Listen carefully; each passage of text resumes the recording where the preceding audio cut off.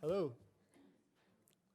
It's my great pleasure to call to order this session of the Conflict Prevention and Resolution Forum, the CPRF. For those of you who don't know, it's been one of Washington's longest running forums, bringing together scholars and practitioners to talk about conflict issues. We've been meeting regularly now since 1999. And I'd like to thank both SICE for hosting us, Search for Common Ground, and SSRC for organizing today's event, and then all of the CPRF partners, U.S. Institute of Peace, George Mason, Alliance for Peace Building, Georgetown, and then, of course, our hosts, SICE and Search. As we get started, to cover a little bit of the sort of the ground rules and logistics, this is a meeting that's going to be happening under Chatham House rules. So feel free, Chatham House in the 21st century now applies to social media as well. So feel free to share your thoughts, your personal thoughts, photos, commentary, and ideas in that element of the public square. But we're not attributing, whether tweets, Instagram, or in report outs, any comments to any of the speakers today. We'll be having two sessions with a coffee break in between. During the break, for those of you who need to either take phone calls, please take advantage of the lobby. But in the meantime, if everyone can turn off their cell phones, unless you're sort of doing any of the aforementioned social media, but at least put your ringers on silent. The bathrooms there's one behind the guard desk, and the rest are downstairs. So please take advantage of those as you need. And this is a really special session, deep in the heart of sort of the core mission of the CPRF. And that's really fomenting and encouraging a constructive dialogue between some of the frontline researchers doing really exciting work. And we'll be hearing from three young, all-female African researchers researching conflict in their societies and in their region on the first panel, before turning the floor over to some of the policymakers and international community, including representatives from State Department, USAID, and the international NGO community.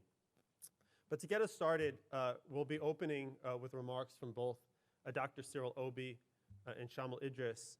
And so as I turn the floor over to Cyril, who may be known to many of you, but a few words of introduction. Cyril's a very old friend for many of us. He's been well known as one of the leading thinkers on the future of social science and the future of peace and security in Africa, teaching in Nigeria, in Scandinavia. But what I learned today was that he started down this path as a civil servant in Nigeria, in one of the great civil services across the continent. And so as a recovering senior civil servant, as a recovering university professor, as a recovering board chair of a number of academic journals and a recipient of plenty of awards, I'd love to turn it over to Cyril in his current capacity in a long career as head of the African Peace Building Network, a gathering of scholars teaching across the continent, and simultaneously the head of the Next Generation Social Science Researchers Network in Africa, and Africa Director at the SSRC. And from the bios on the page, and a much longer bios if you look up on Wikipedia or anywhere else, it's a great pleasure to have Cyril here. And so let me turn the floor over to Cyril to kick us off.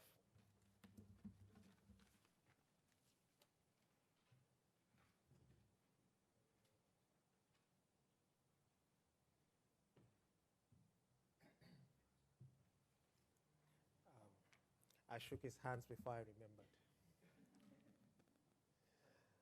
Now we do the elbow shake or the foot shake. Well, good morning, distinguished ladies and gentlemen. First, before I go into my remarks, let me start by expressing my thanks to the Search for Common Ground, the School of Advanced International Studies, Johns Hopkins University, for putting together such an amazing event under the platform of the Conflict Prevention and Resolution Platform. Conflict Prevention and Resolution Forum. First, let me say a little bit about the SSRC, the Social Science Research Council. It is an independent, non-governmental organization founded in 1923. Okay. Do I rewind or do I continue? First off, let me start by saying a few words about the Social Science Research Council. It's an independent, non-governmental organization founded in 1923 as an initiative of the professional associations of the social sciences in the United States of America. The SSRC deepens how interdisciplinary inquiry among disciplines in the social sciences and humanities and the natural sciences increasingly connect each other and mobilize knowledge on important public issues. It works with individuals, partners, and international networks across the world and also within the United States to provide a better understanding of complex social, cultural, economic, and political processes. This morning we have 3 of our fellows, all women, who will share perspectives on conflicts, chronic crises, and ongoing responses to this crisis, as well as peace-building processes in countries on the continent. They will be speaking to cases in Kenya, Cameroon, and the Central African Republic and Nigeria. They have all flown in from Africa, so that underscores some of the work, the commitment that they have to the work that they are doing, and they've come to share their perspectives with you here. Increasingly, we live in interesting times, where global interdependence and technological and digital revolutions are changing the face of the international order, or some will actually say disorder. And the very nature of conflict, crisis, and peace are being redefined. The nature of the emerging challenges cannot be underestimated, particularly in the face of escalating conflict and shrinking resources for sustaining peace. We increasingly face not just conflict, but humanitarian crisis. And these all call for urgent solutions and urgent responses. Part of this actually relates to internal displacement. Now, Africa has the second highest rate of internally displaced persons in the world and hosts a lot of refugees. And the conflicts are actually disrupting everyday lives. Whether you talk about Mali, Burkina Faso, Niger, and Nigeria and the Sahel, Northern Cameroon, the Chad Basin countries, the Sahel is undergoing both attacks from violent extremist groups as well as climate-related conflicts. And insurgent militias are actually active in Central African Republic, while Africa's youngest state, the South Sudan, is caught in a civil war. And Al-Shabaab is still active in Somalia as well as in neighboring states, including Kenya. The extreme weather conditions that I alluded to earlier are contributing to conflict and humanitarian emergencies. Prolonged drought and flooding have caused millions of people to lose their homes and livelihoods. And resource scarcities that are resulting from this are fueling communal conflicts, most notably between herders and farmers across the Sahel as far as the Horn of Africa. It is my hope and our hope that the presentations and discussions today will promote better understanding of the issues and provide informed options for effective and sustainable responses that bring together peace, development, and humanitarian action. These will help address what is increasingly becoming chronic crisis affecting Africa, and by extension, other parts of the world.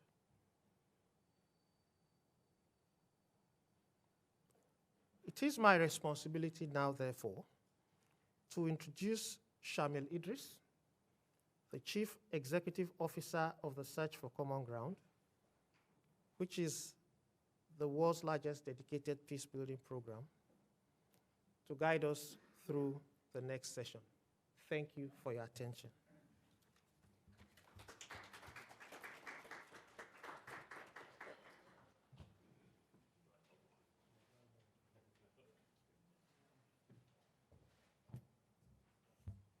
Thank you, Cyril. It's a real pleasure to be doing this together with the Social Science Research Council as the husband of an academic who's benefited from the support of the Council, and also as reflected by our fellows here today. The Council is such a critical supporter of social science research, not just in Africa, but across the world, and we're really so pleased to be working with you all today to present these two panels. There's been a great deal of peace building over the last 70 years, as everybody in this room knows. But the results are at best mixed. The modern conflicts are clearly frustrating and proving unable to be addressed by the system that was set up after World War II to prevent violence and iterated over the 20th century. That old system, which relied so much on state-to-state diplomacy, which may have been very appropriate in an era where the major concern was interstate conflict, and particularly the desire to prevent another war between the great powers, is really struggling to deal with at least two forms of conflict that we're seeing proliferating today. The first is collapsing states, whether we look at Rwanda in 1994 or Syria more recently, whether we look at cases where the collapse is largely for internal reasons, and therefore runs up against the responsibility to protect debate, which so often paralyzes international action or leads to very inconsistent and sometimes hypocritical international action, or collapsing states whose collapse is accelerated and exacerbated by outside powers, as we're seeing in Syria over the last decade. We know in the case of Yemen, for example, that we're now approaching 10 years with that conflict being the leading humanitarian crisis in the world. And so collapsing states, to put it mildly, the international system that was set up after World War II simply does not deal with those kinds of conflicts. And we know that the devastation of collapsing states is not only on the people in those societies, but in the broader regions and the world at large that are destabilized as a result. And the second, of course, are non-state actors, whether we're looking at gangs and cartels, extremist groups, whether motivated by religious ideology, racial identity, where we're seeing white supremacist violence that's inspired from Oslo to Christchurch, New Zealand, to El Paso, Texas, all referring to one another's manifestos and ideologies. And we see the power of non-state actors, not just in the positive way that we all like to work with civil society, but in the very destabilizing way that these actors, that can also be called civil society in a way, are impacting security. And overlaid onto these two challenges of collapsing states and the influence of non-state actors are the challenges, and really both the promise and the challenge that's presented by the development of new technologies. We're seeing, unfortunately, yet again, how so often new technologies, their first use is in making war. We see how the first reported use of the drone strike in 2002 to kill a senior al-Qaeda leader, as well as 5 others, including a US citizen, then morphed under the Obama administration into central to US strategy, with the administration itself reporting 473 such drone strikes over the course of their 8 years.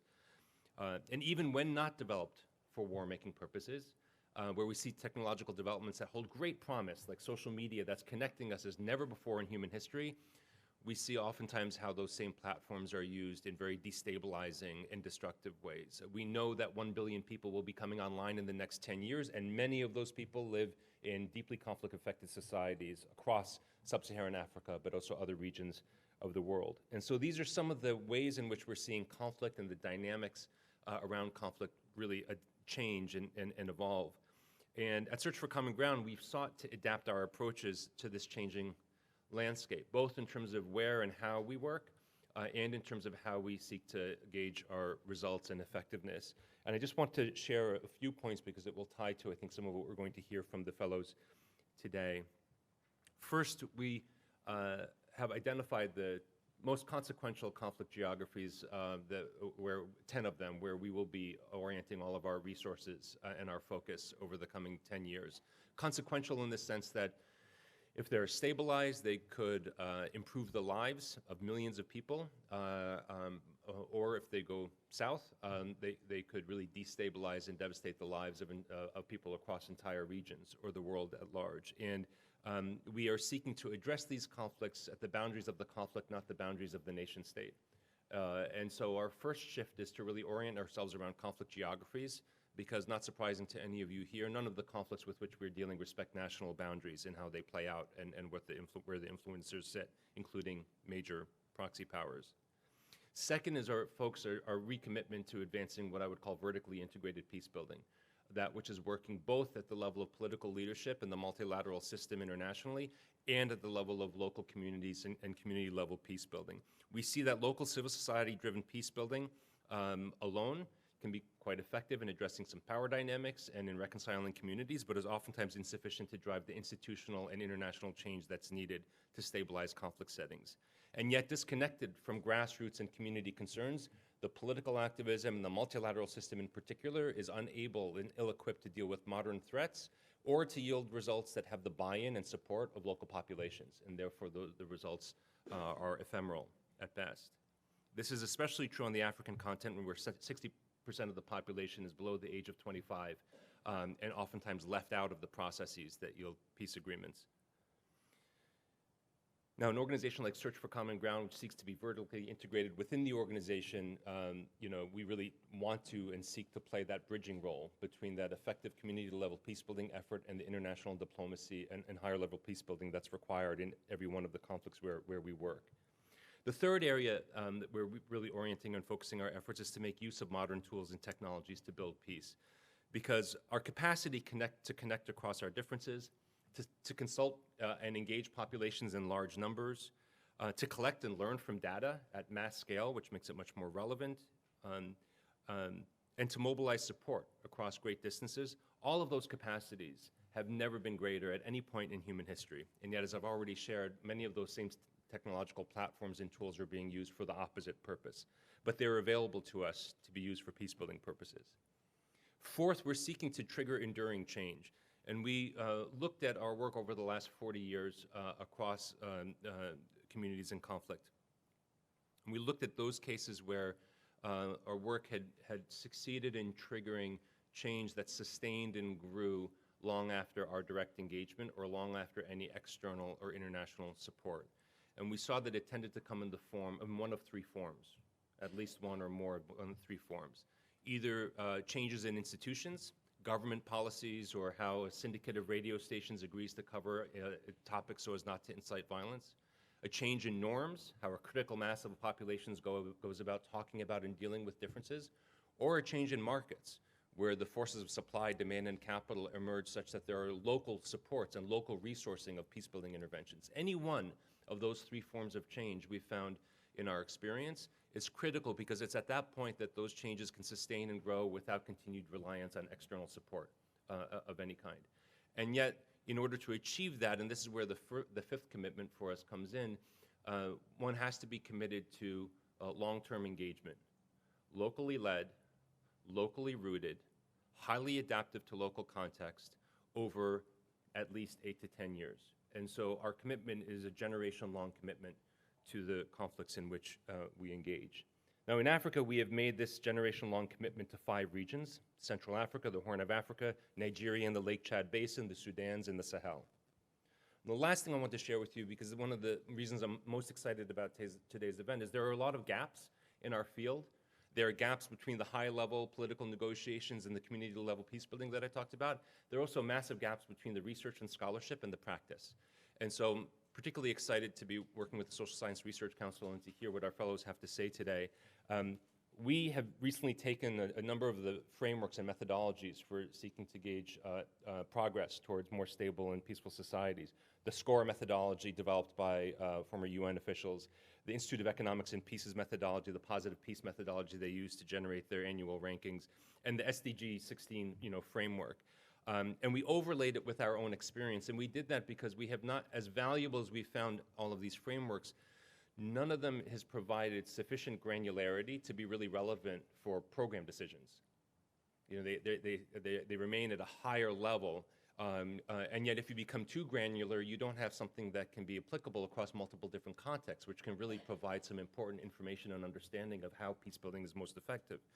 And so overlaying those frameworks with our own experience, we are just rolling out means and methods for testing really along 5 major indicators. Levels of physical violence, levels of polarization, degree of agency, or the degree to which citizens feel they have some influence and control over the things that matter to them, institutional legitimacy, not just government, but including government legitimacy, and investment in peace. And by investment in peace, again, we don't mean just government investments, but are there market forces that support peace-building approaches?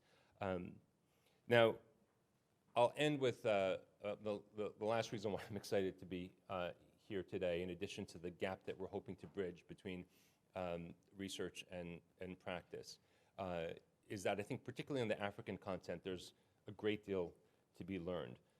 Some of you may be aware of the 4-part RAND study that ran over more than 10 years that looked at 4 different kinds of peace-building interventions, those that had been US-led, those that had been EU-led, those that had been UN-led, and those that had been African-led, particularly by the African Union, looking at 26 different case studies, and looking really on 2 metrics: peace and stability on the one hand, and freedom and democracy on the other. And they found that in half of the cases that they studied, there had been real sustained progress on one or both of those metrics. And the most positive cases, which again probably won't be surprising to this particular audience, but unfortunately will be surprising to a lot of people outside of this particular audience, were from the African continent. And so not just bridging the research to practice gap, but also specifically bridging the gap between the positive lessons that are being learned in Africa and international policymaking is a bridge that I think is vitally important. And so I want to reiterate Mike's thanks to the Social Science Research Council and to our partners in the Conflict Prevention and Resolution Forum. I really want to thank you all for braving the coronavirus fears to be with us here today. And I really look forward to what our panelists have to say. Thank you. And Mike, please come on up.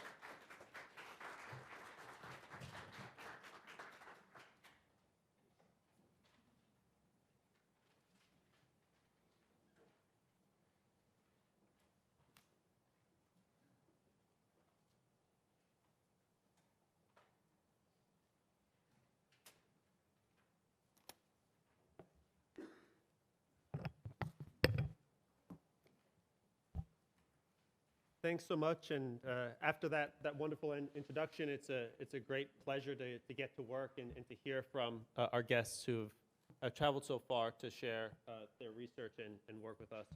Each one of their bios is impressive and on your sheet, but I wanted to just highlight a couple of key points as we hear first from Dr. Pamela Chappathis from the University of Kisii in Kenya, where she's the head of the Communications and Journalism Department. Many of you may know her work writing on online social activism, on the role of media, on livelihoods, and her work particularly focused on the Somali community in Kenya, on which she's currently pursuing her research in addition to her teaching at the university there. After that, we'll hear from Dr. Amina Christel, who's a lecturer at the Department of History at the University of Gondare in Cameroon.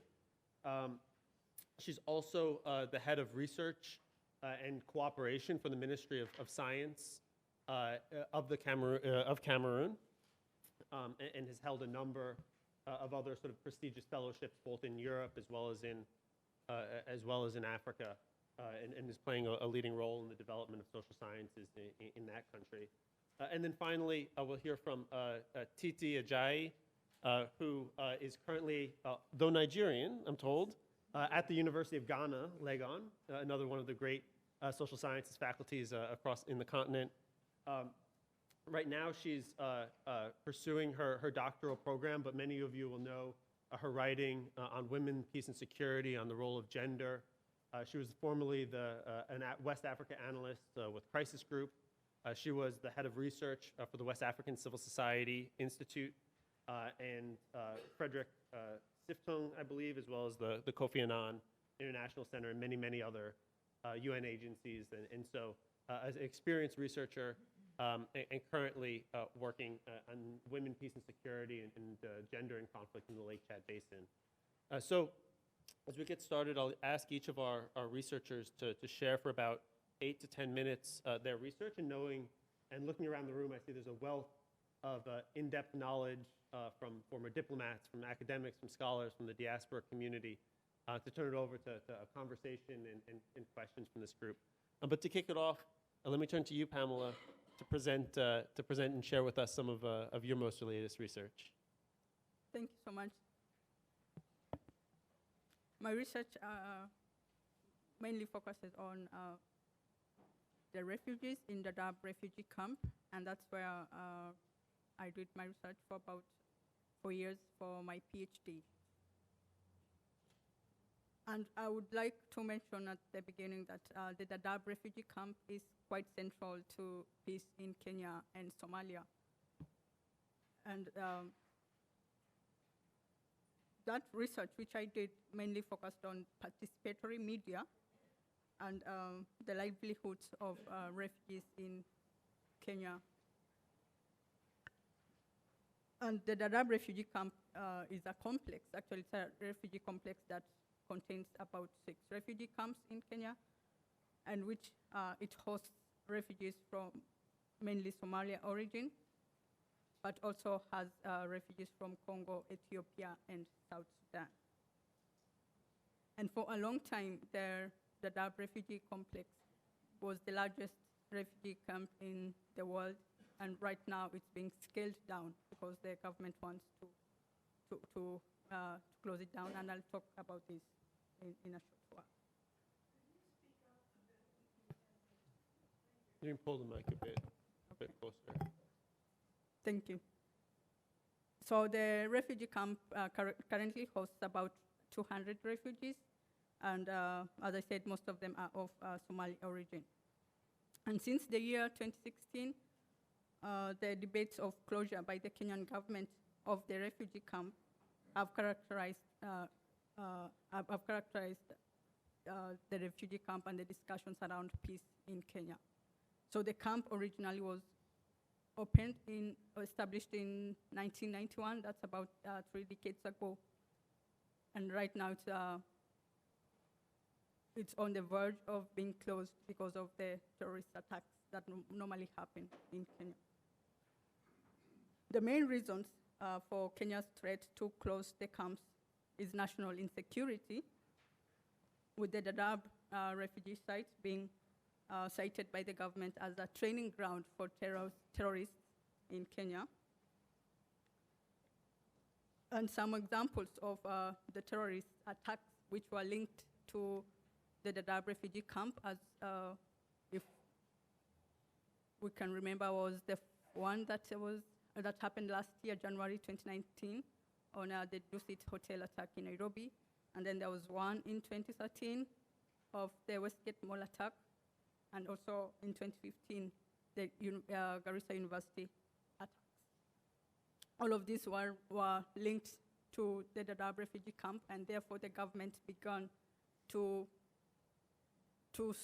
put pressure on UNHCR to close those camps for the sake of its peace. But despite that pressure from the government to close the refugee camps, humanitarian organizations like Human Rights Watch protested the proposed closure, saying that it was a threat to the livelihoods and the rights of the refugees in particular. And at that time, that's around 2017, the Kenya High Court also halted closure of the refugee camps, citing it was unconstitutional for the camp to be closed. The camps have therefore not been closed down at the moment, but have been scaled down from 6 originally to now 3. Voluntary repatriation seems to be the compromise between the UNHCR and the Kenyan government. So, however, a policy gap in dealing with the refugee crisis still persists in Kenya, and that's the sense that the encampment policy, that's the enclosure of refugees in the camps, might not be the best option for prolonged conflicts, such as the Somali case that is now more than 3 decades old. Governments in Africa need to think about creating policies that offer clear paths to legal residency and citizenship so that the refugees can pursue work and freedom of movements within the countries that are hosting them. And this is because the encampment policy, like in the case of Kenya, has led to self-resettlement by refugees in Kenya's urban centers. And the main reason for this self-resettlement by refugees in Kenya is the close relation that exists between the Somali Somalis who are refugees in Kenya and the Kenyan Somalis who are Kenyan citizens. These two groups, that's the Somali Somalis and the Kenyan Somalis, belong to one ethnicity, that's the old Somalis, but only being separated by the Kenya-Somali border. The conflicts between the refugees and their host communities, that's the Somali Somalis and the Kenyan Somalis, have continued to persist, with the Kenyan Somalis feeling that their counterparts, that's the refugees, gain more privileges from humanitarian aid. And an example is education, which is much better in the refugee camps as opposed to outside of the camps. And apart from education, there are also other amenities like hospitals and medication, which which are more are much better within the refugee camps as opposed to outside the camps. Therefore, the conflicts continue to persist even between the host communities and the refugees themselves.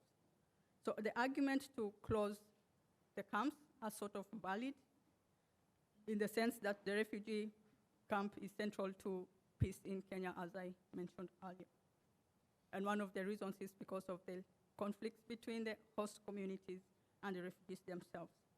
The other reason is the fact that the refugee camps are used as training and planning grounds for terror attacks in Kenya, and I mentioned some of the examples initially.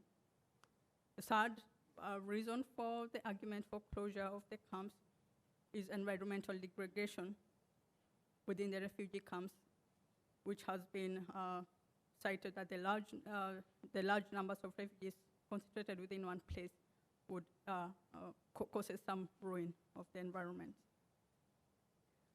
Another reason is the smuggling of untaxed goods through the refugee camps into Kenya, which also causes some economic crisis. And lastly, corruption that exists between the police and the refugees themselves, and sometimes the humanitarian organizations working within the Dadaab refugee camp. But as much as that's the case, the closure of the camps would be done in the context of self-repatriation for the refugees or self-reintegration of refugees within Kenya. Thank you.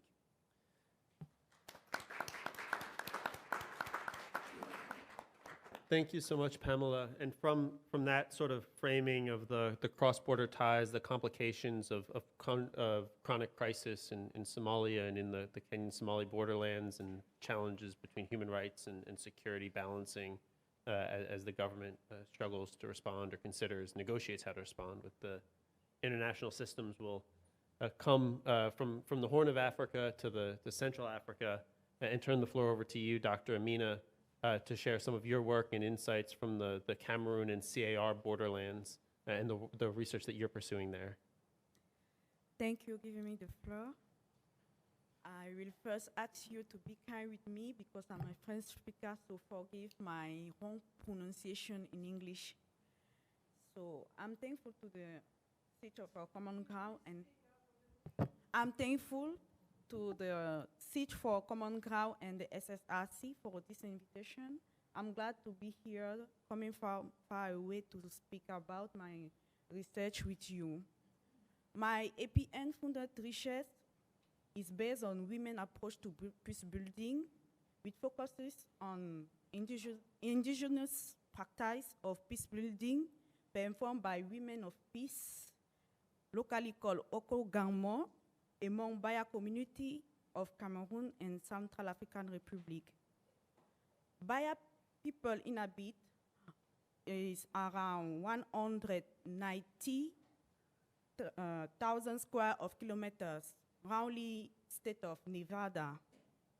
Is cover central east of Cameroon and the west of Central African Republic. Their territory was divided during the Western colonization. Despite that fact, the Baya foregoing characteristics and experiences are sufficiently homogeneous to justify that they've been treated as one people. Because of the contact with other people, the Baya spaces of living is conflictual, becomes conflictual. So during my fieldwork, I gathered some conflict based of colonial resistance to French colonization, Fulani jihad, colonial resistance to jihad from Fulani, and actually I gathered some data on elder and farmer conflict, political crisis due to multipartism and ethnicism. So to build peace in the space of living, Baya community perform the ritual of Sore Gamon. This ritual is a cultural institution of peace, has key elements based on 3 points. The first is a tree of peace called Sore. His scientific name is Annona senegalis, mixed with other crop of trees. The second key element is water, a calabash of water in which the women of peace wash her vagina before performance of this ritual. The third is that the women of peace should be elderly women, and she need to be menopausal and cease all sexual activities as well. So it is observed that during my research, each time this ritual is performed, the conflict ends. And I can take some case of study of conflict. In 1992, in Cameroon, during the multipartism revendication, there was a conflict in Meganga, a village, a border town of Garabulai, between Baya and the Fulani. And to cease this conflict, the Baya chose to perform this ritual. Even if in 2010, 2011, and 2013, yes. This conflict was, this ritual were performed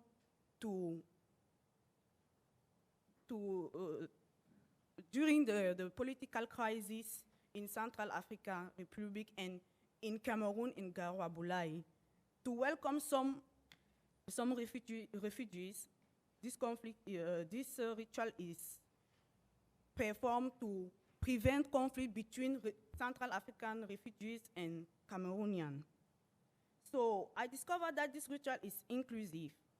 The men are those who convoke the ritual, and the women perform it. It's also inclusive because all the other people living in Baya territory believe in this ritual, and they respect it as a modality of a mechanism of prevent conflict and build and resolve conflict. So another particularity of this ritual is that the intervention of state is weak. It depends on the population because the state only give authorization to public performances. So I extend my research to other people in Cameroon, and I discovered that the buyers are not the only one who own the women ritual of peace building based on tree of peace, pure vagina, and water. People from the grassland, such as Bamileke, Balinyonga, Bayange, are also using cultural performance to build peace. So at the stage of my research, one person is very, very interested with my research is the Ministry of Scientific Research, Dr. Madeleine Twente, who believes that cultural women indigenous practice of peace should be implemented as WPS, UN security to prevent and to resolve conflict in Cameroon.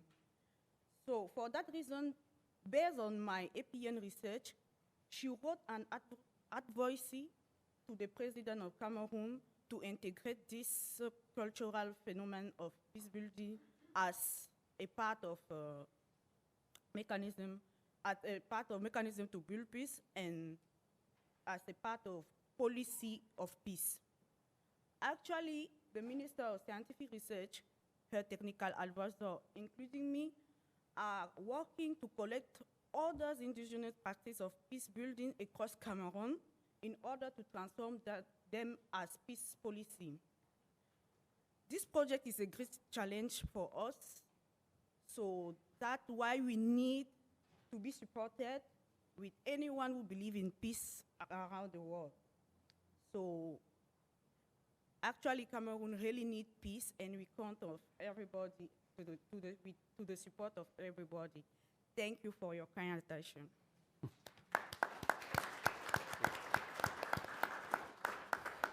Thank you so much, Dr. Amina, and for highlighting the role of women in the Vaya tradition, both and applying that to sort of the modern crises in Central Africa.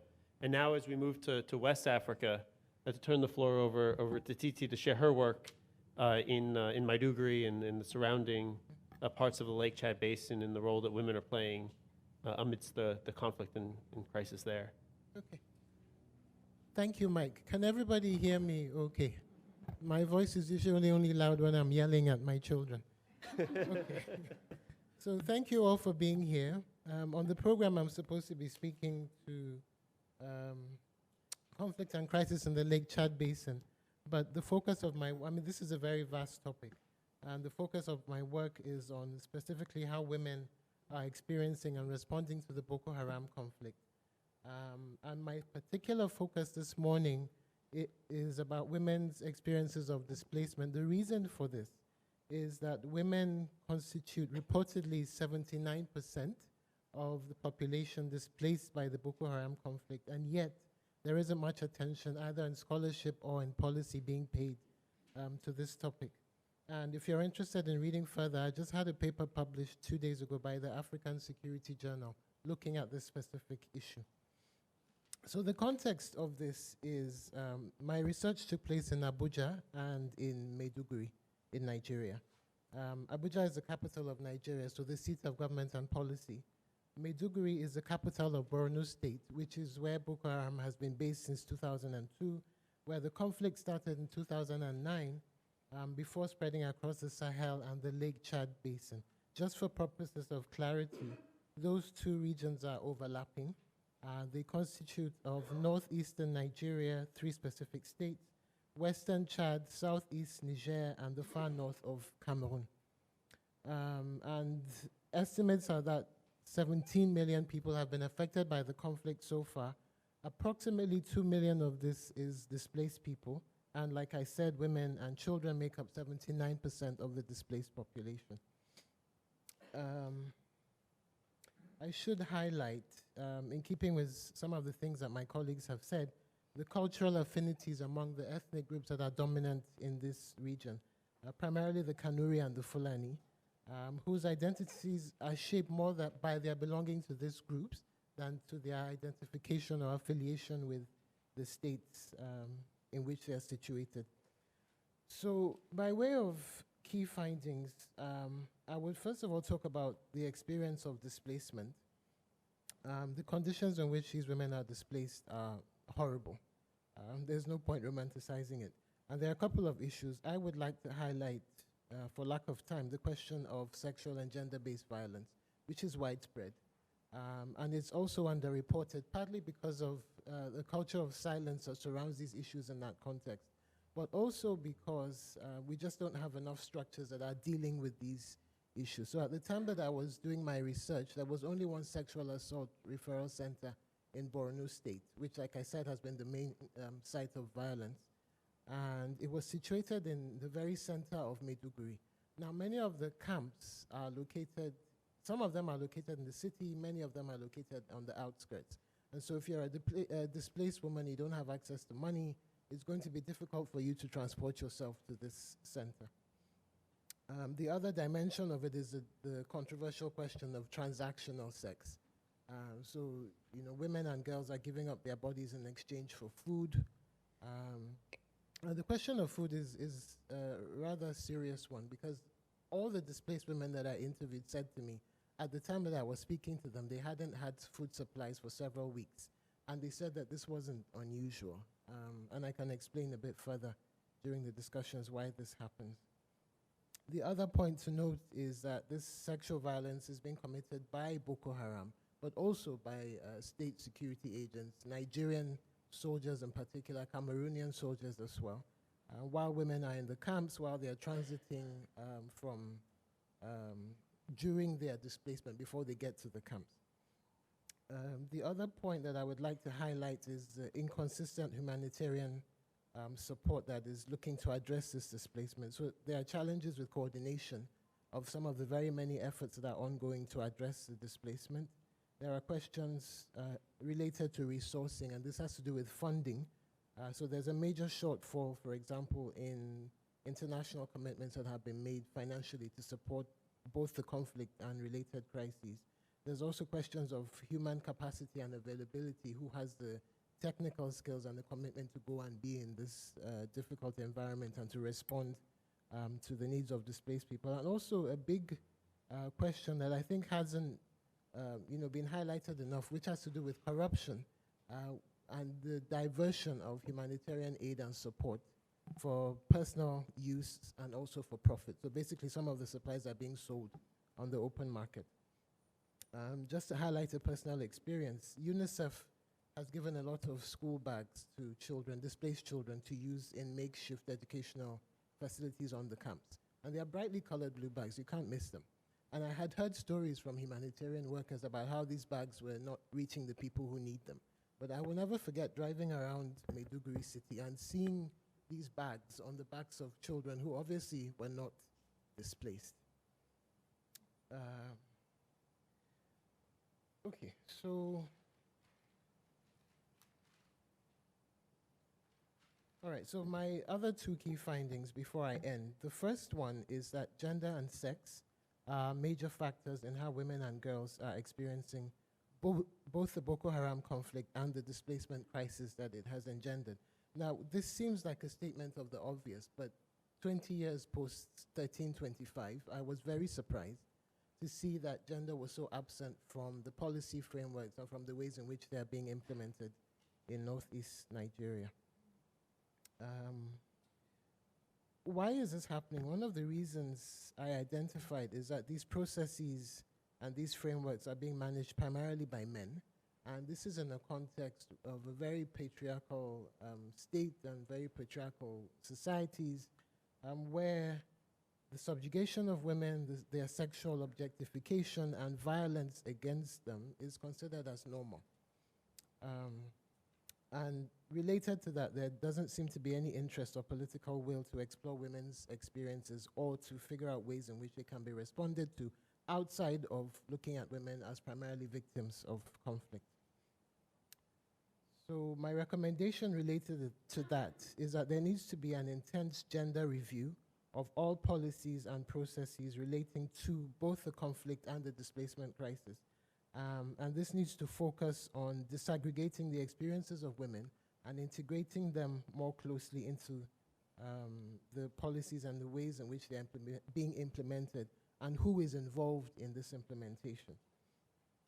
One of the recommendations that I make in my paper is that there's a need to reconcile the national women, peace, and security process with the various processes and responses to both the conflict and the displacement.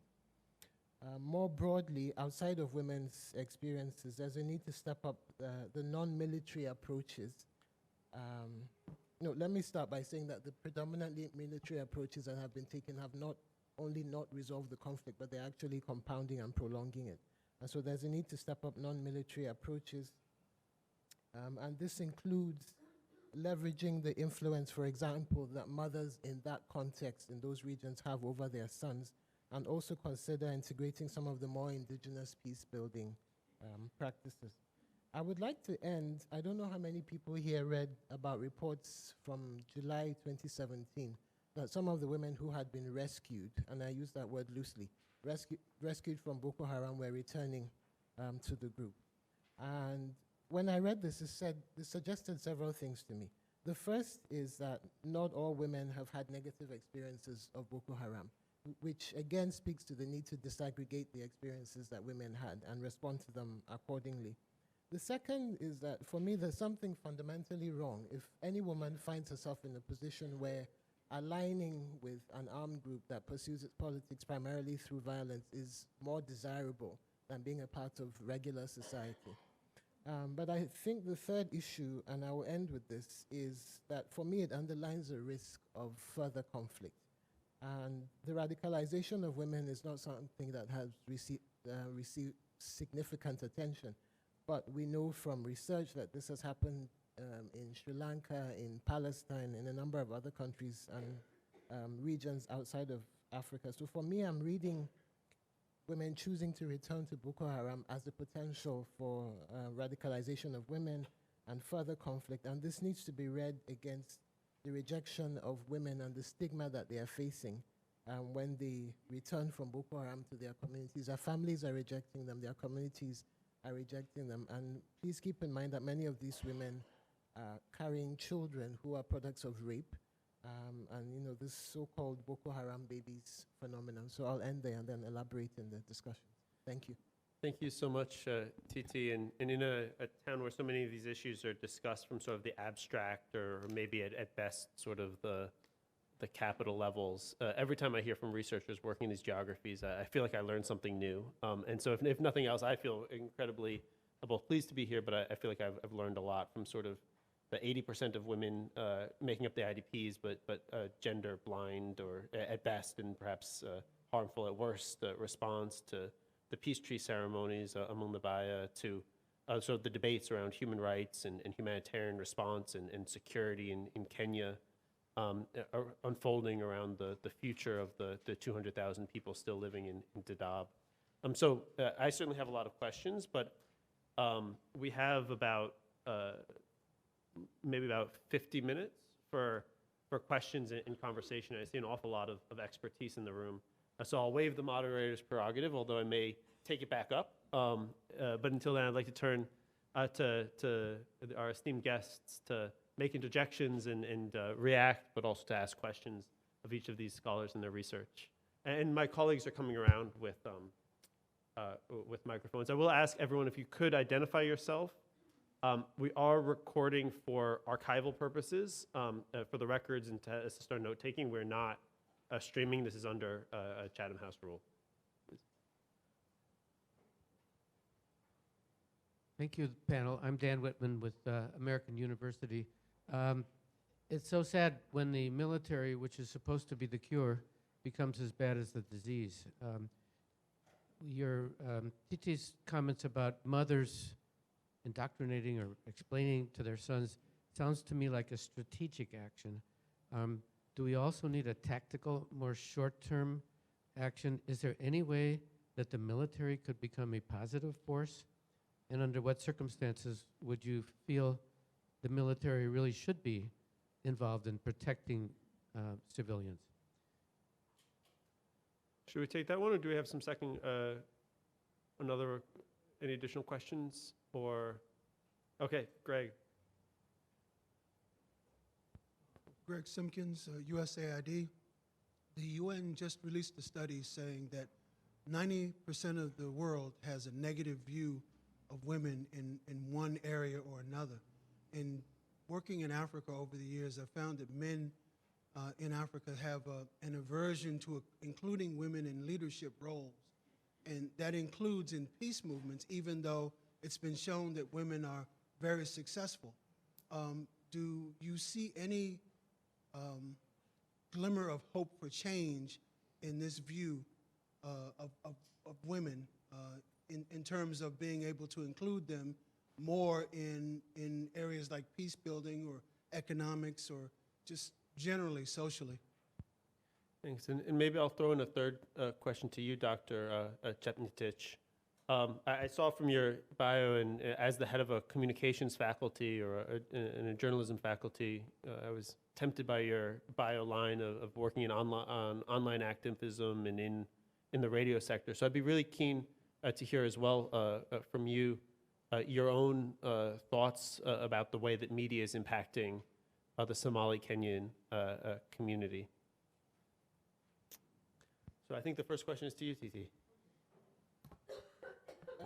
Thank you, Dan. Is there any way that the military could be a positive force? Yes, but over the long term, I think for me one of the main priorities should be resuscitating the police. And in the particular context of Nigeria, you find that the police has been more or less sidelined by the military, and they're very frustrated about it. So a lot of the funding has gone into the army, whereas the police finds itself, completely depleted. So that should be one of the main priorities. I think that military reform would be a very good thing. Nigeria has a long history of reform, but what happens is with each successive change in government, then the agenda changes, and so everything kind of stops. So does that answer your question?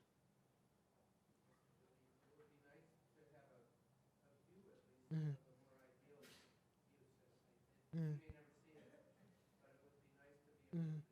I think it's possible, but it will take time and commitment and dedicated resources. Thank you for your question. I'm sorry, I didn't note your name, sir, but I liked your question. I think aversion is the right word, and as a Nigerian woman, I can speak to this from personal experience. It's the ideology that women are somehow less than men, and therefore don't belong in certain spaces or should take part in ways that are defined by men, and it's very frustrating. And it cuts across, all fields, like you rightly said. Is there any glimmer of hope? Well, yes and no. Yes, because there's a lot of advocacy and activism by women to try to counter this. But there's also been a very strong backlash against this. I think what it would take, and for me one of the things that I identified doing this research is that we are doing a lot of, technical intervention, but we're not looking at the ideas that underline those interventions. And the experiences that women have are a function of how they are seen in the society. So it's not enough to say you're empowering a woman and give her some money or train her to be able to do something. If she still has to operate in the society where she's structurally oppressed. So there's work ongoing, but I'm skeptical. Thank you. And turning to you, Dr. Amina, certainly I think your own thoughts on the security forces and women in your context, and maybe you can share your insights as well on women's leadership in that context. So in Cameroon, and particularly in borderland of Central African Republic, there is a great challenge to protect women and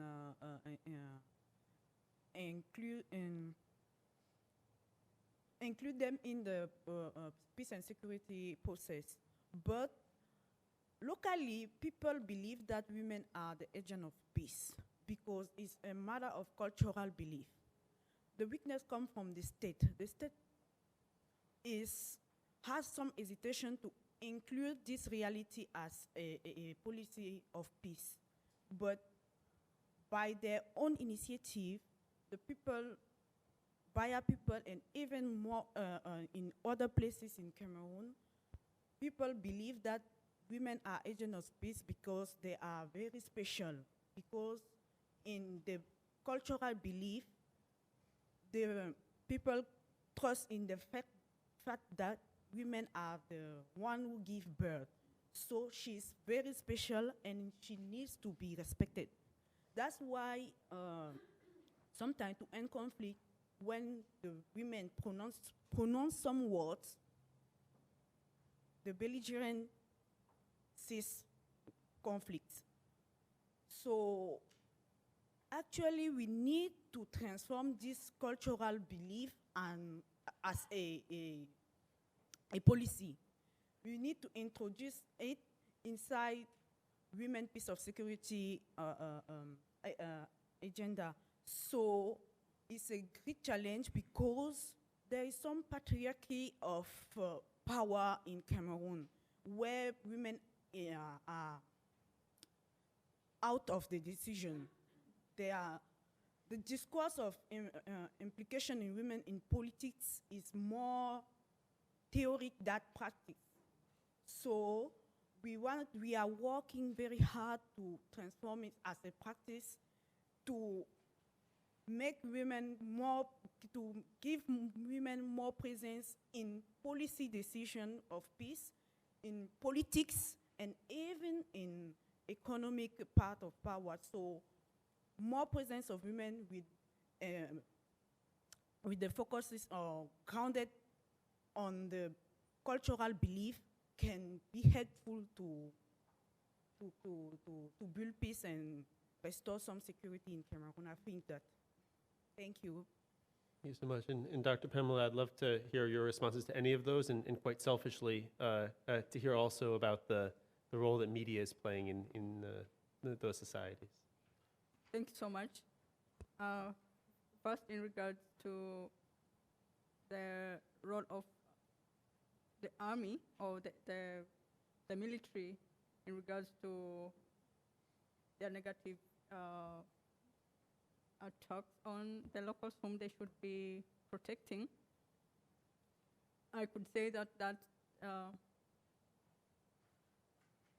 even in Kenya, and not only in refugee camps, but also during, let's say, post-election violence or any conflict that emerges even within Kenya itself, you'll find that mostly the military end up attacking the locals whom they should be protecting, and in such cases,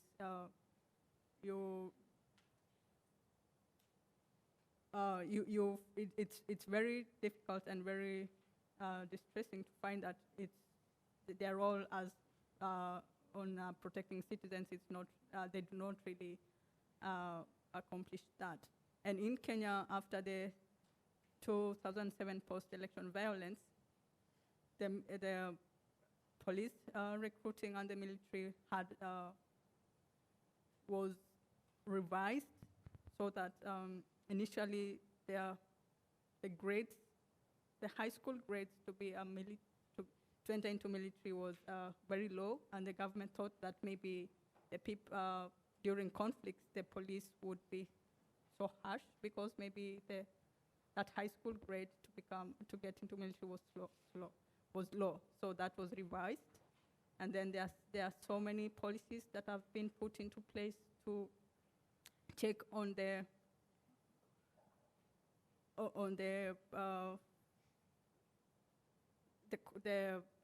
bad or the practices of the military during conflicts, and those revised policies, which are still being revised and improved, have helped to minimize the negative impacts of the military on the people they should be protecting. So that happens not only to refugees, but also to the local communities during conflict. And then on the role of the media on the Somali Kenyan community, I would like to say that initially in 1991, that's when there were so many Somali refugees who came into Kenya. The first reaction from the locals was fear and really wanting that to come to an end, and the media played into that. And I think that I also saw that when the refugees from Syria were crossing over to Europe. So there was that fear from the local communities and also from the media to sort of pressurize the government not to allow the refugees to come in. And during that phase, the early 90s, we saw the media reporting the issue of refugees in very stereotypical manner. For example, they would say that they were lazy, they were not hardworking, they just sat in their homes because they didn't have anything else to do. And then they got free aid from humanitarian organizations. So there was a lot of negative reporting of refugees in the early 90s. But towards 2011, when there was a new influx of refugees in Kenya, there was more of sympathy towards the refugees. And I could say that maybe that was could be pegged also on media growth and democracy that had come into place. And most really, when you look at the Kenyan media in after the 21st century, there was a lot of growth. And so the reporting also of the media of refugees was not as stereotypical as it was in the early 90s. So there was that media growth. But also when you look at after 2011, there was terrorist attacks, and then the fear again began against Somali refugees, not only, so not necessarily refugees from South Sudan. So there was this fear that the Somali refugees came in 2013, and after that, there was a lot of terrorist attacks in Kenya, which were traced to the refugee camp by the media. And so that began to cause some stereotypical reporting against the Somalis in Kenya. And that balance continues to sort of be practiced by the media, but you still see some sort of blame against the Somali refugees and the Somali community in particular on terrorism in Kenya. So it's something that maybe the media keeps balancing and checking itself, but then there's still some dicey relationships between Somalis and the Thanks so much. Absolutely. Let's take 3 questions, and we'll have a rich. We'll have a couple of rounds. Hi, I'm Dr. Nopes Kibiswa from the Democratic Republic of Congo. I have 2 questions, but just more contribution than questions. The first one is about the word I heard from Mr. Shamil Idris. He said, locally led solution. And I agree with him, and I would like to have more discussion with Search for Common Ground on that, because, as you said, Search for Common Ground is almost everywhere, and they can help in that. Because we have, one of the things I would like to raise is that to have locally led solutions to conflict, we need to train, to educate high-level experts, local high-level experts. And in the French-speaking Africa, we don't have people trained in conflict analysis and resolution. Most of solutions are UN-led or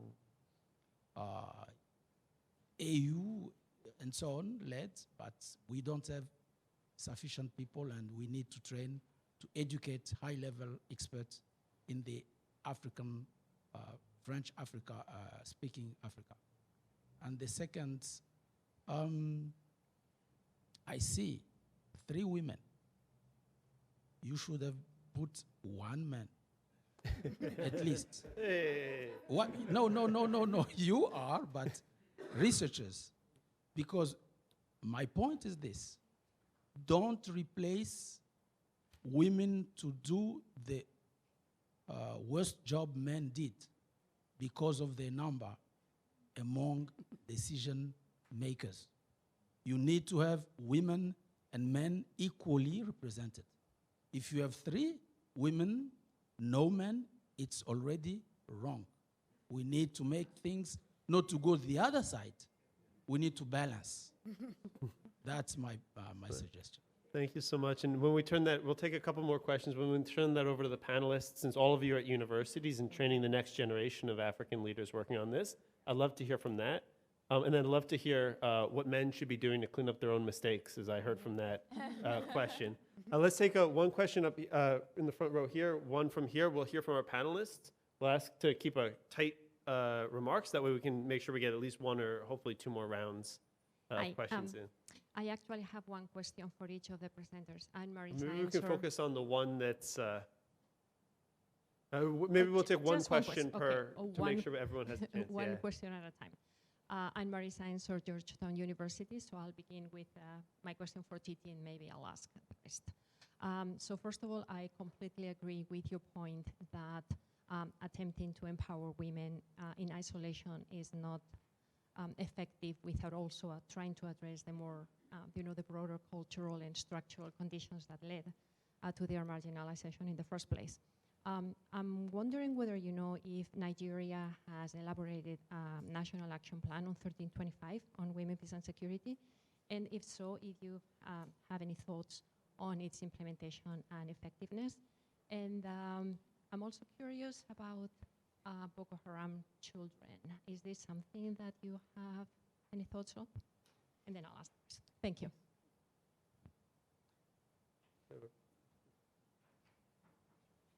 Well, thank you. Celestin Monga, I'm from the World Bank. I just have one question. It's a general question. Do you all believe that women are intrinsically better than men in addressing conflict? Is there something about their gender, whether it's genetic, whether it's cultural, whatever it is, that makes them morally superior to address conflict? I just want to understand that, because my personal view is that they are as good or as bad as men are, and that really the quality of the basic training, the school, the education, and the economic and social opportunities really determine most of what people do in life. But I'm certainly open to, to the view that women are better and intrinsically better, and that we should all consider changing genders.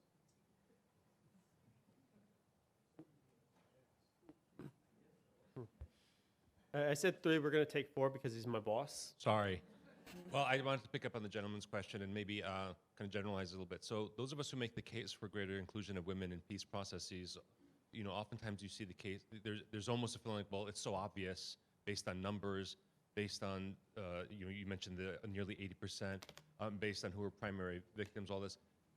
I have seen some research also indicating, though, that generally exclusively men-led processes tend to over-focus on questions of who holds political or military power, not pay attention to things like how our community's needs and demands going to be addressed. Without falling into stereotypes of men and women better or worse, I would really welcome any insight you have on how one addresses, beyond the numbers question and the things that are just that anyone can see,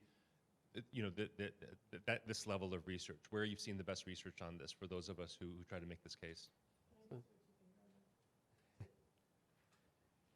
Also, the research also shows that peace agreements that include women in the process tend to hold for longer and be implemented more sustainably. So let's turn it over to our colleagues and get back to a free-flowing discussion.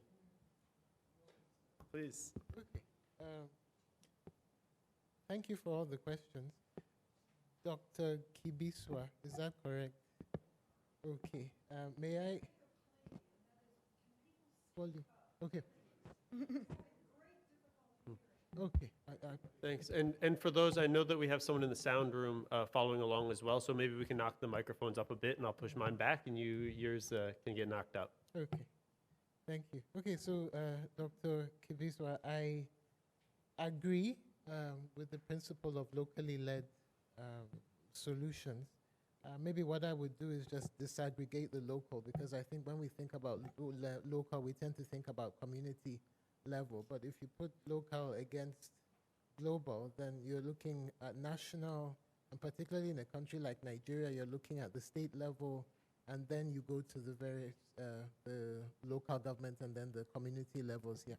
So I agree with that principle. I also agree that there are challenges with capacity in certain places. So it would be good to see how an organization like Search for Common Ground could collaborate with organizations and individuals on the ground who do have the capacity to make sure that it spreads. May I respectfully disagree with your comment on the gender composition of this panel?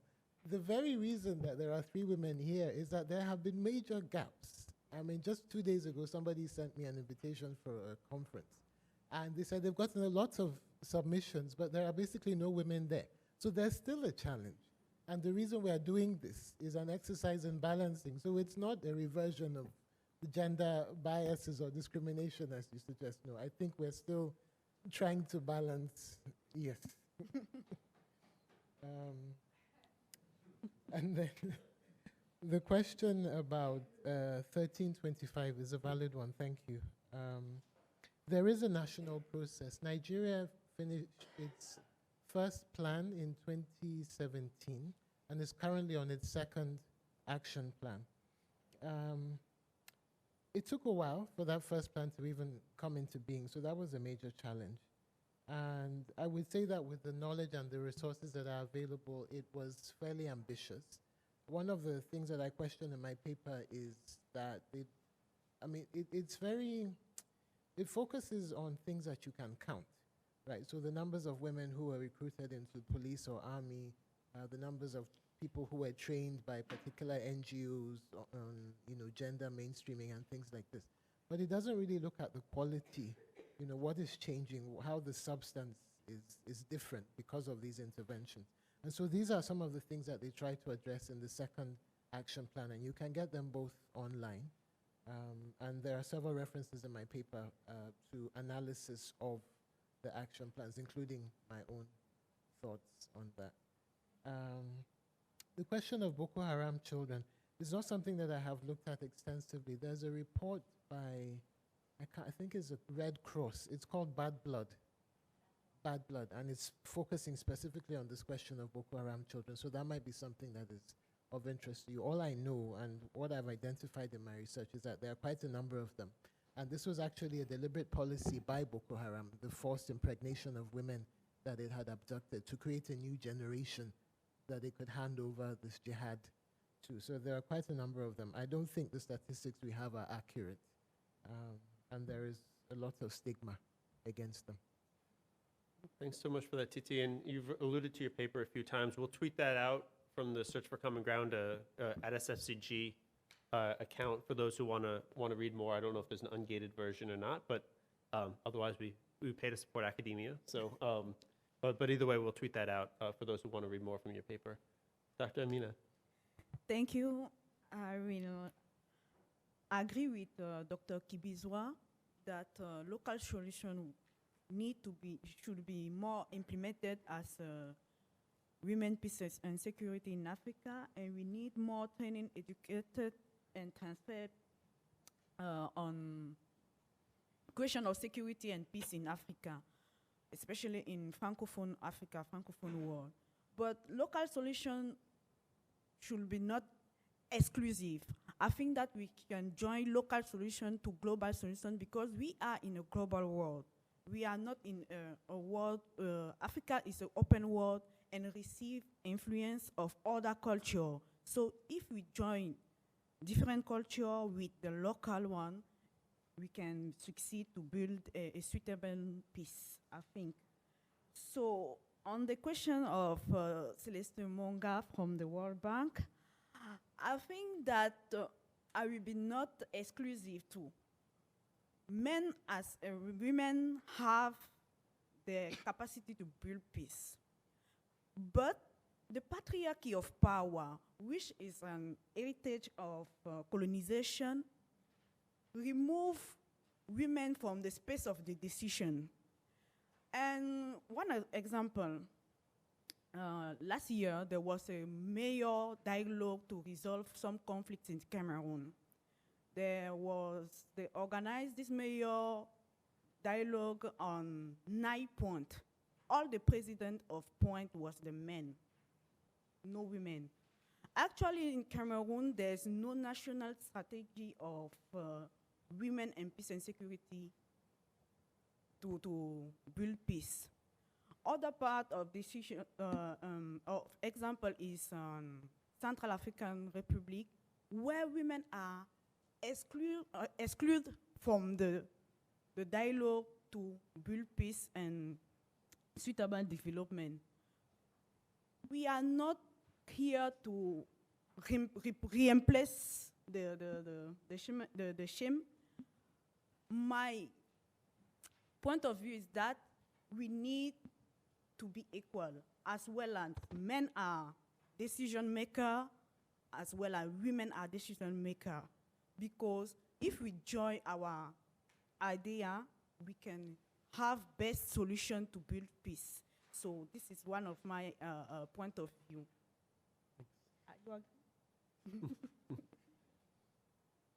Thank you. Just maybe to add briefly on the local peace initiatives and the importance on peace building. There's a research that I did on APN-funded research on radio and peace building in Eldoret after the post-election violence in Kenya. And what I found was that the Eldoret itself, it's a small city in Kenya, was adversely affected by the 2007 post-election violence. And after that, there were so many peace initiatives that came up, and one of them was a peace radio. And that radio program later on yielded smaller groups of fan clubs where fans came together to organize groups or smaller clubs that were later called fan clubs, and which in turn were a sort of local peace initiatives. These people began to engage in economic activities among themselves. So apart from listening to the radio, they also began some small economic activities to sort of financially improve themselves. And from that analysis, the groups that came together were from different ethnicities and different gender. So it was not only, I would add to that and say that it was not only women, but also men were in those fan clubs, and the interactions enhanced peace among different communities and also among different gender in that particular setting. So actually local peace initiatives could have a great impact on peace building in conflict societies.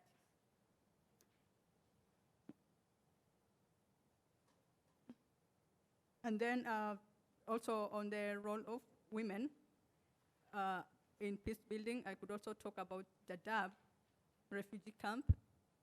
And it's largely cultural and also religious when you look at the role women play or the place of gender in society.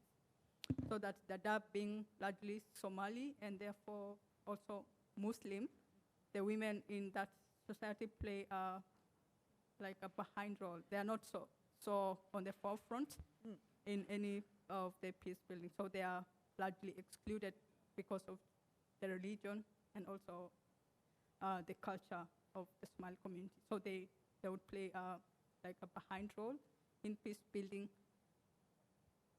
and therefore, in such a community, it's not really easy to tell whether, if the women were on the forefront, how much that would impact on peace building. And also, in regards to that, when you look at the conflict that keeps emerging from Somalia and also within the camp itself, and especially on political, the politics that come into that, it's like most other African societies, the leadership or the political leadership is largely comprised of men. So it's not really easy to tell at this point based on assumptions whether if we change that to women that there could be peace. But maybe as it was stated sometimes that maybe such initiatives, they would last longer if they were led or directed by women, but I really can't say that because it's not, for me, I've not really looked at that issue. Excellent. Well, thanks so much. Let's take another round of questions, and we'll ask those to keep questions short, and would love to do yet one more round. So by a show of hands, up here up front, in the back, and then in the yellow. And the microphone is coming. Thanks, Mike. I'd like to direct my question to Dr. Amina. You mentioned in Cameroon... Oh, and if we could introduce ourselves. I'm sorry, you're right. I'm Steve Hilbert, and I work in the Office of International Justice and Peace at the Catholic Church, the Catholic Bishops' Conference here in the United States. And we've worked with the bishops in Cameroon as well. My question is, you mentioned that there are various other groups other than the Baya who have a tradition of women peace building and the rituals that you talked about. And you mentioned the Bamileke in particular. Now I know that some of the Bamileke are related to some of the ethnic groups in the Anglophone provinces. Yeah. Do you have examples of that existing in the Anglophone provinces and any involvement of them in any of the peace talks or even informal activities to try to stop the conflict in the Anglophone provinces? Thank you. Thanks. And then in the back.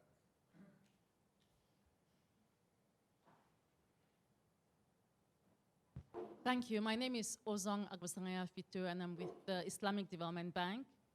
We are increasingly focusing on how to strengthen resilience in situations affected by fragility and conflict, because we recognize that many of these countries are really characterized by not by the capacities they lack, but more by the strengths and resources that they have. So I'd like to, so your insights, your presentation is quite insightful in terms of the indigenous approaches that are women-led being applied at the community level. So I wondered if you could share a specific story or example of how this has happened, either on the Cameroon side or on the CAR side. And the microphone. My name is Deirdre Lepin. I'm a researcher associated with the University of Pennsylvania, and prior to that, I've spent 50 years working in and on Africa, mostly West Africa, and in various multilateral, bilateral organizations plus universities.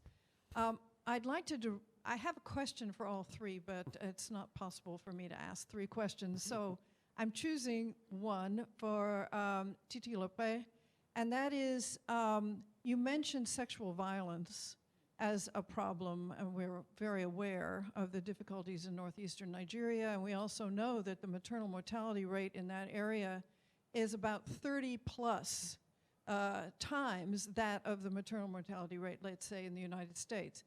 Could you comment on the reproductive health services, what you know about them, in either the displacement camps or in the Boko Haram camps, as you understand and learn from the women there?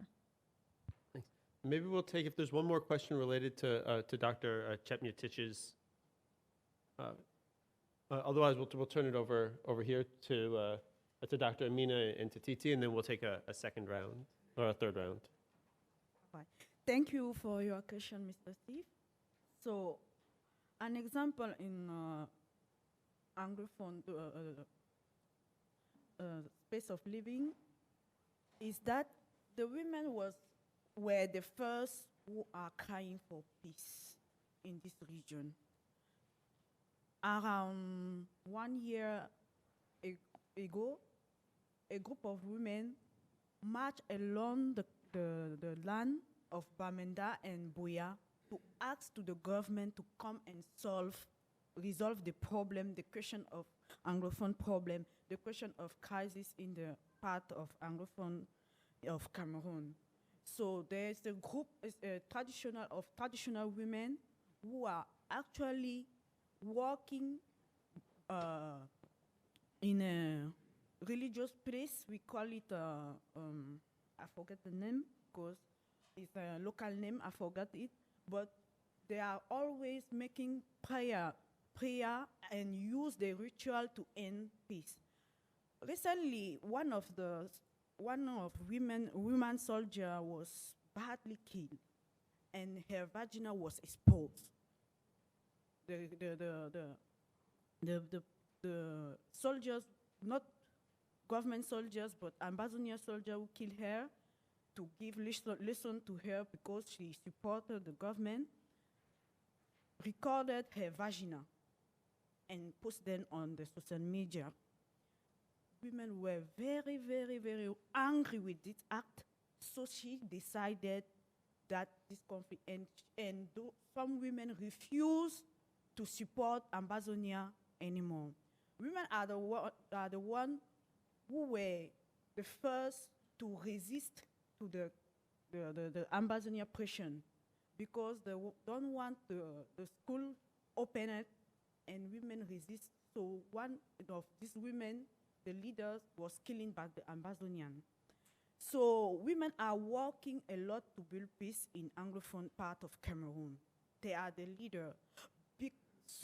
But the problem is that, the fact is that we do not have national strategy of women, peace and security, and their practice is not recognized as official. And in the space of the decision maker, there's no women. There's politician women who work for their own power, personal power, but not for the community.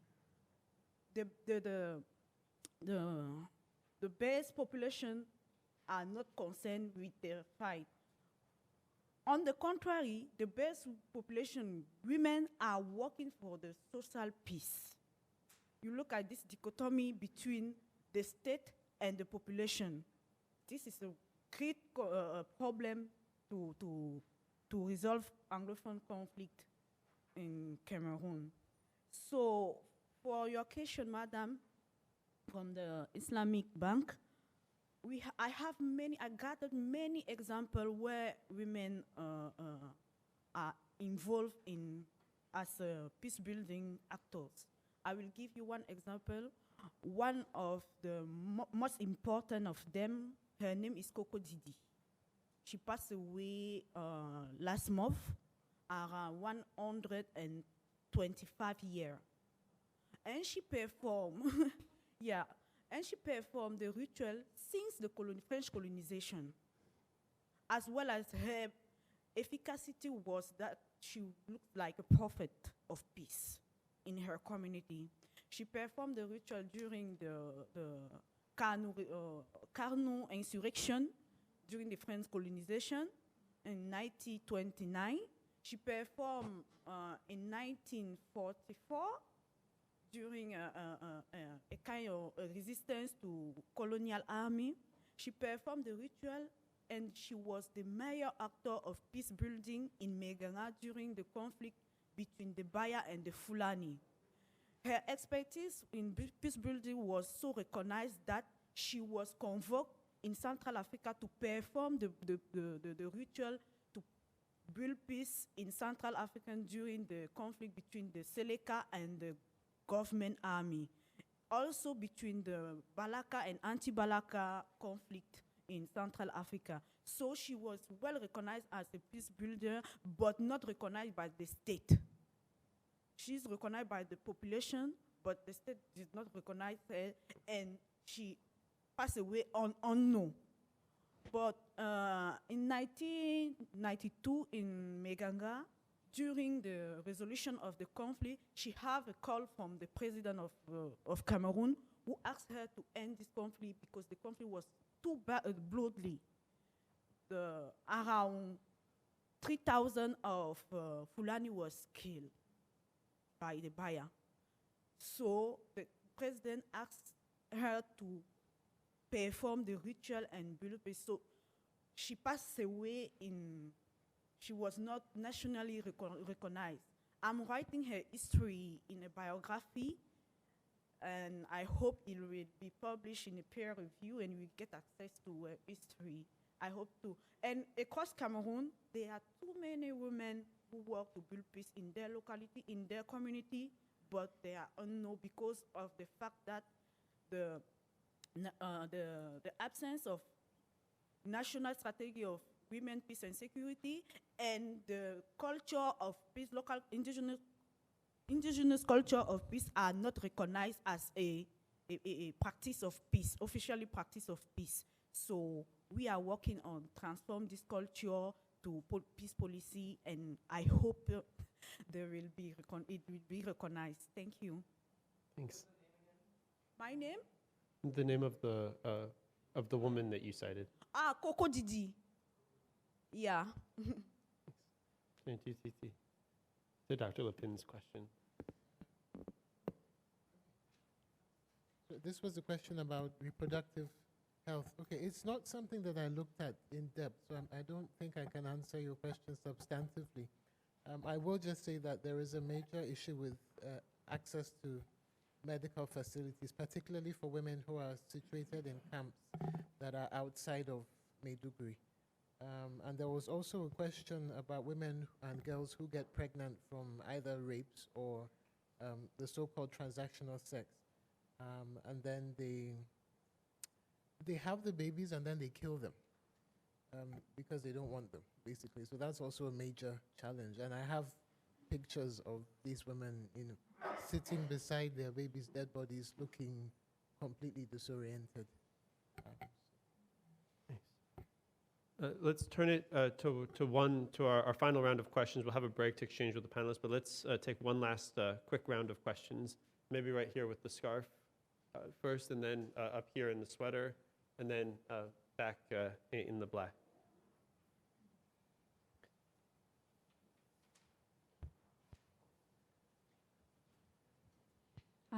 Good morning. My name is Cleopatra Modizzi. I'm here with my capacity as a student at American University. Thank you all for the privilege of your time and for your research. My question is addressed to all of you. You touched upon it briefly, but I wanted to know, what are the disconnects between what the international community is doing and the response that is needed based on your knowledge and your local expertise? And I guess a follow-up to that, if you all of a sudden had all this power from the international community to direct the funds and the capacity as you see fit, what would you do? Thank you. Hello, my name is Maria Jessup with Karuna Center for Peace Building. Thank you for making the long trip to Washington to talk with us. My question has to do with your challenges and successes in influencing policy in your respective contexts. Dr. Amina, you mentioned an instance where you managed to convince the minister within your context to incorporate indigenous peace building and lift that up as part of national policy. I was wondering if you could all speak to what strategies work in your respective contexts for your research to influence policy and to make that connection. Thank you.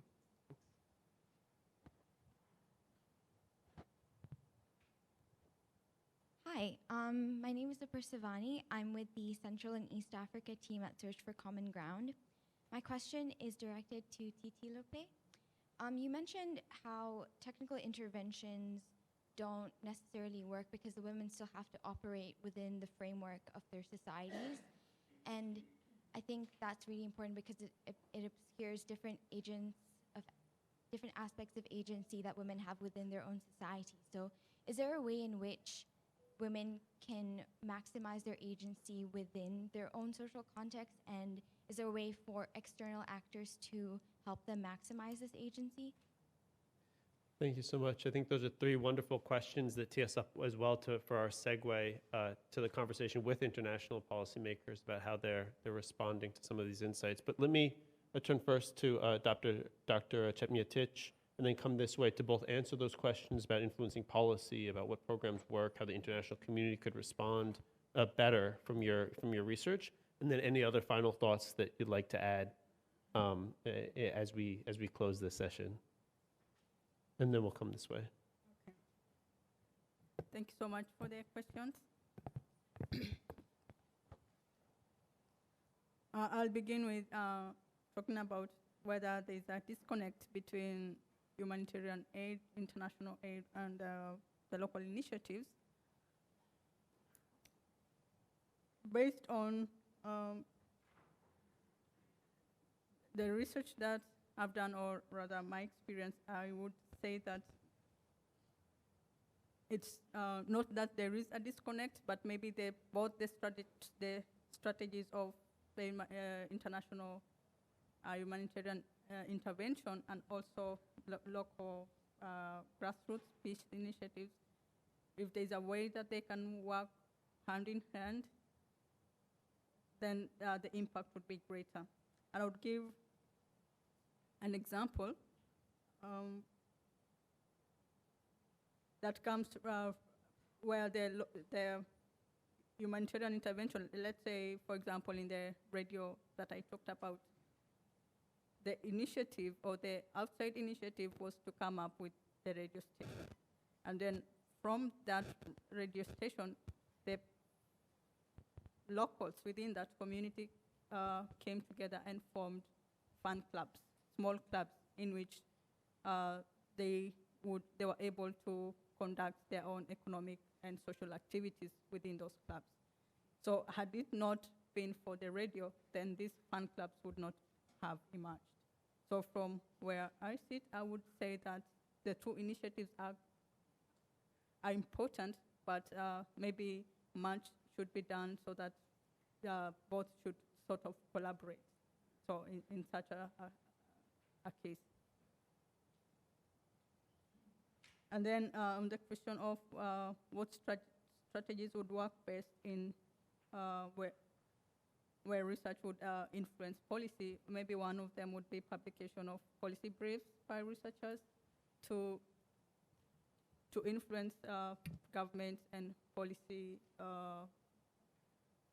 to influence government and policy initiatives, maybe through publication of policy briefs towards government. So that sometimes the scholars do research, but then if it only ends in the libraries, then it's not really impactful. The best impact would be maybe to summarize that into a policy brief and communicate it to the necessary authorities. Thank you. Thank you for all the questions. I will answer the first question on the disconnection between the international intervention and the local. What the international intervention ignore in conflicts in Africa, especially the case of Cameroon and Central African conflict, there's a cultural dimension of conflict. The solution they bring does not consider enough the cultural dimension.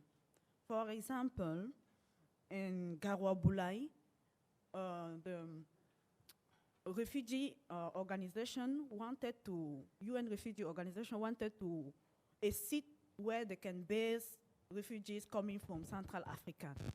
The seat they chose with the contribution of the Cameroon government was a ritual seat of the buyer. And most of the refugees was Fulani. And we know that in this part of Cameroon, the great conflict is ethnical between the buyer. There's a historical conflict between the buyer and the Fulani, between the farmer who are buyer and the elder who are Fulani. So the choice of these places, refugee places, bring out another conflict. So the buyer have to explain to the UN Refugee Committee that here is our traditional ritual seat. You cannot blaspheme it. So they choose another. They choose another seat, but the government refused. It's a matter of, it's also a problem of methodology of intervention in Africa. The solution always come from the top down, not from the bottom up. So we need to mix it and consider the cultural the dimension of conflict to develop cultural solution to this cultural dimension. That is my point of view. If I have money coming from the international organization, I will be involved in the training of people in peace of security, women peace of security, and also peace of security, because we have lack of education, lack of training, lack of transfer. So it's important. We cannot always bring solutions from out. We can produce our own solution, considering the global sphere. So what is my strategy when I working on peace and security? My strategy is not only publish for the academic public, but always transform my scientific discourse and popular discourse as peace. I have many interventions in the media, local media, where I talk with weak French to be more understand. My another strategy is talking with youngest generation. I have the opportunity to talk with the young Cameroonian at their school, and I also, with the contribution of the Ministry of Scientific Research, we are all the time organize some conferences where we discuss about peace with young Cameroonians, where we discuss about the importance of culture of peace based on our own reality and our cultural belief to build a suitable peace. So this is my strategy now. I don't know if it will work. I do not evaluate it, but I think it influenced many young Cameroonians as well. Thank you. Thank you so much. Let me turn to you, Titi, if you have a final thought for this group. Okay. The first question was about disconnects between international and national. Absolutely, yes. My observation is that the Nigerian government seems to be focusing on military responses, whereas the international community is leading the humanitarian response. You may have read reports in the media that the Nigerian government has accused some humanitarian organizations of, being allies of Boko Haram and somehow supporting the conflict, and on the basis of that has either banned or expelled a number of them. So that just shows you the level of friction that there is. The second question was about sort of recommendations for the policy sector or for the funders out of your work. Okay, sorry, I can't read my own handwriting. What strategies work? Well, I mean, knowledge is one of them. Okay, you asked the question, yes. So knowledge is one of them. And in this respect, I think that the African Peacebuilding Network is doing an excellent job in getting scholars to translate their academic work into policy material. And you can read, they have a blog that's called Kujenga Amani, and you can see a lot of policy work derived from scholarship there. In terms of the actual process of policy influence, I think it helps to have the backing of an organization that has, respect internationally for doing credible scholarship, but also having contacts within policy circles who are able to champion and to push the policies that you're trying to recommend. And the question about how women can maximize their agency. Collective action has been proven to be a very powerful way in which women can stand together. Having said that, I just want to caution against, talking about women as a homogeneous group to buttress the point that Amina made earlier. You have women are operating at, it's intersectional, right? So women are operating at various different levels in different social positions and categories, and we don't all see things the same way. So one of the challenges to women, peace and security is that you find that elite NGO women are leading the women, peace and security process to the exclusion of more local women. And then I think just, to continue the awareness and the capacity building for gender, I don't want to say mainstreaming, gender, just being gender conscious and making sure that, gender considerations factor into everything that we do that concerns women. I will, the question about if I had all this money and power, what would I do? I would, it's a difficult question. There are so many challenges, but I think knowledge certainly is one of the big issues. Mapping where the gaps are and then making sure that we have research that responds to that. And then getting people, to sit down and have conversations around these issues that have been identified and working out, first of all, a clear plan that defines the way forward, and then making sure that the people who need to be around the table are there. Well, thank you so much. A number of questioners have sort of alluded to the fact this is an all-female panel. When we were talking with Cyril and Duncan, at no point did we say, we want only women experts. We said we want some of the most promising social scientists from Africa working on peace and conflict. And I think we can see why that we certainly got that. And so please, in 1 minute, join me in thanking our panelists. But as we ended with those questions, as many of you know, both at the State Department, at USAID, and in the international community, there are major reforms underway about how the American government and others engage with these kinds of issues and in these societies. And I think you've left really 5 charges for Liz in the next panel to take up. The first, sort of the intersection that Pamela was alluding to between humanitarian response and peace in the camps. The second, the challenge of sort of policy and research working together. What's frankly an overlooked lack of cultural sensitivity, of conflict sensitivity in humanitarian and maybe other assistance, the need to support collective action, and the need to build new kinds of knowledge, training, and capacities to move beyond a sort of the top-down, I think, response that's characterized a lot of the places you described. So it's a heavy charge. We'll reconvene in about at 11:15 to hear from our colleagues from State, AID, and the international NGO community represented by Louis. But before we do that, please join me in thanking our panelists and enjoy the coffee. Thank you all for coming to this session entitled Supporting African-Led Solutions. And so this panel, unlike the previous panel, is more focusing on the international community and how we can best support African solutions to chronic crises. So I want to first introduce the panel. I'll give a couple of opening remarks and try to focus in on the policy, especially, I know I'm very excited about it. I don't know about other people, but the Global Fragility Act and how we can weave that in.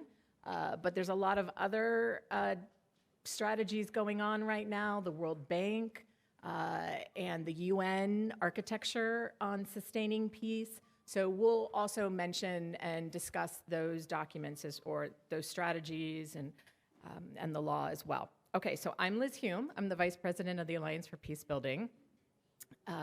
David Young is the Acting Director at CSO, Africa Bureau.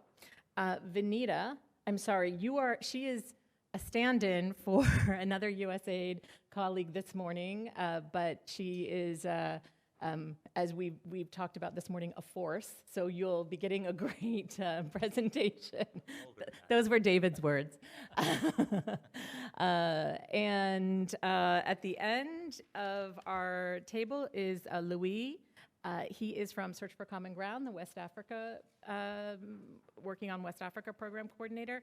So we have a phenomenal panel, and I will remind everybody to speak in the microphones. I know that was a problem in the last session. Let me know if you don't hear me.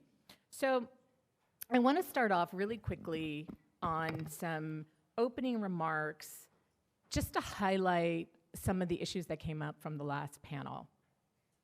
But I want to start off with a quote. In July 2019, the UN Secretary General, Guterres, assessed soberly no substantial advances have been made towards ending violence, promoting the rule of law, strengthening institutions, or increasing access to justice over the last 4 years. That's a pretty sobering comment. Now, I was talking with Marissa this morning on being grateful. We tend to always go to the negative.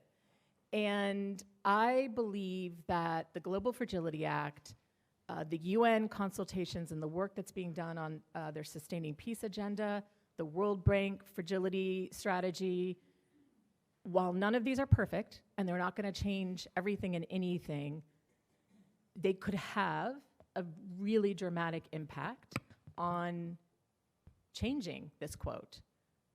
But it requires that donors, multilateral, bilateral, implementers, think tanks, civil society, come together and understand that we have been part of the problem in many ways, but we also can all be part of the solution working together.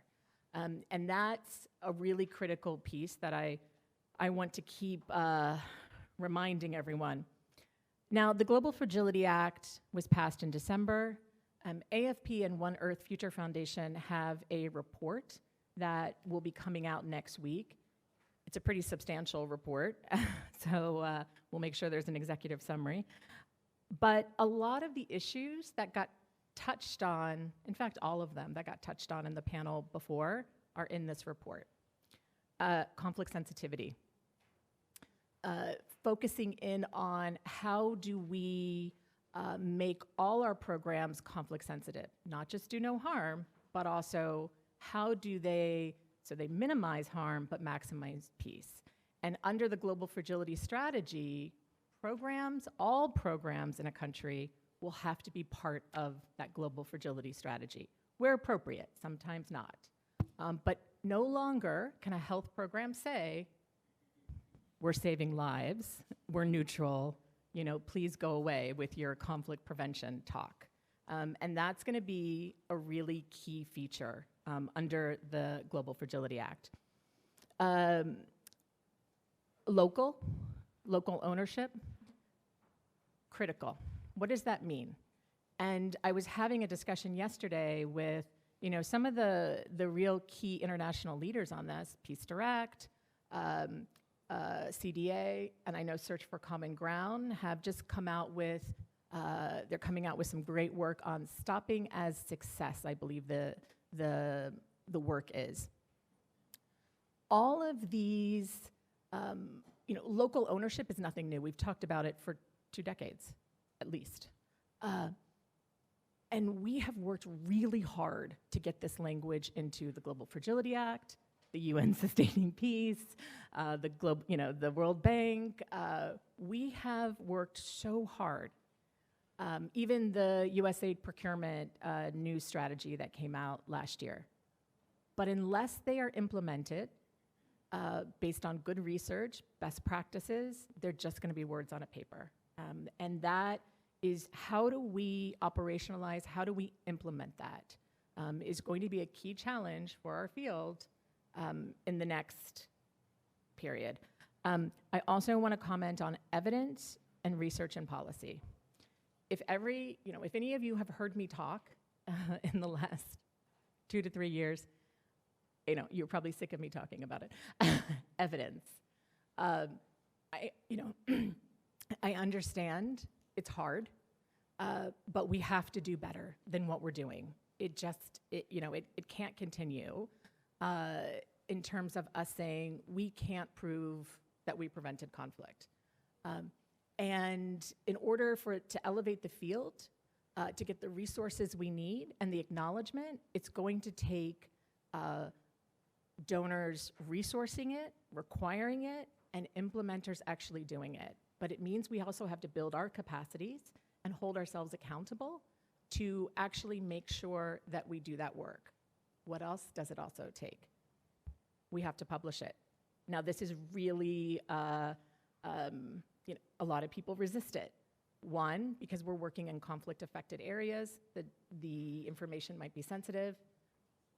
It's a small field. It becomes very, it's about competition. If you put all of that out there, then other people can use it. But this culture of our field will have to change. And there are ways that we can sanitize the information, and we have to publish it, because best cases, lessons learned, this information, it has to be replicable. And we have to, again, hold ourselves accountable to make sure that we use this information. I can't tell you how much research is out there of best practices that we don't apply today. And that also has to change. And so that's one of the things AFP is really focusing on. I invite you all to look at a lot of our work that's coming out on this. We just produced an indicator database, the IRENE indicator database, where we culled through over 3,000 evaluations on this work, but it's gonna take a lot more. So with that, there's so much more to talk about, but I just wanted to hit these 3 points that I think were addressed. I'm also gonna talk about one more thing before I hand it over. The gender issue was really highlighted in the last panel. And it shows me, well, I think it's just evidence of it. We have a gender problem in the peace building community. And it's very critical in terms of understanding that we are not special. Some of the data points show that we are right up there with think tanks and private companies in terms of our leadership, we've had no shortage of our own issues, even with organizations on sexual harassment, for example. So I really want people to take this issue seriously and recognize that just because we're in the peace building community does not mean we are necessarily gender sensitive, or we aren't doing harm ourselves. So I thought the last panel was fantastic. I think these 3 women were phenomenal, and thank you so much for that work. But I just also want to keep that conscious, that the fact that we are all biased. And I think somebody mentioned something about, in Africa, you don't have to look farther than the United States as well.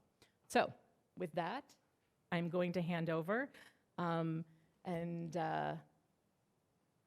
you. Okay. All right, good morning. Can you all hear me? All right. I am honored to be part of a gender-based panel. Gender balanced panel, girl, boy, so that's good. And we're both a force. Yes, forces of nature, that's good. Also a government, non-government balanced panel. So it's an honor to be with Vanita from USAID. So representing 2 Ds, we refer to in government the 3 Ds, diplomacy, development, and defense. So DOD, USAID, State Department. So it's an honor to be part of this balance. I'd like to thank Search for Common Ground for inviting me. I'm representing State Department Conflict, Stabilization, and Operations Bureau, CSO. We work a lot with Search on conflict in sub-Saharan Africa. There's a farmer-herder program. There is a program on messaging to promote defections. from Boko Haram and related groups. So we hope to continue collaborating in this important area. I also have a Peace Corps background. I was Peace Corps in Cameroon, so I've been to Ngaoundéré. I've also been to Maiduguri. Back in the day, you could bounce around to those places. I hope that comes back. So we're here together to discuss supporting African-led solutions to these sadly chronic crises and growing crises, which in turn are causing huge humanitarian problems. The numbers are dire. We need to work with African and international partners to elevate efforts to promote peace within our overall crisis response. This is the new humanitarian development peace nexus, triple nexus. I'd like to highlight three things. First, the global landscape that's driving urgency in the policy community to rethink our approaches to conflict prevention, stabilization, and peace building. Second, I'd like to describe some of the efforts the U.S. government has undertaken to be more coherent and more effective in our efforts to address fragility and instability. Third, I'd like to focus on some of the challenges we've encountered in the stabilization space. So first, there are great institutional strides that have been undertaken in the conflict field. The UN is enacting critical reforms to advance the sustaining peace agenda. There's a meeting on Burkina Faso today in New York. The UN Peace Building Commission, our Assistant Secretary is there. By the way, I also was Deputy Chief of Mission in Burkina Faso 2015 to 2018, challenging period.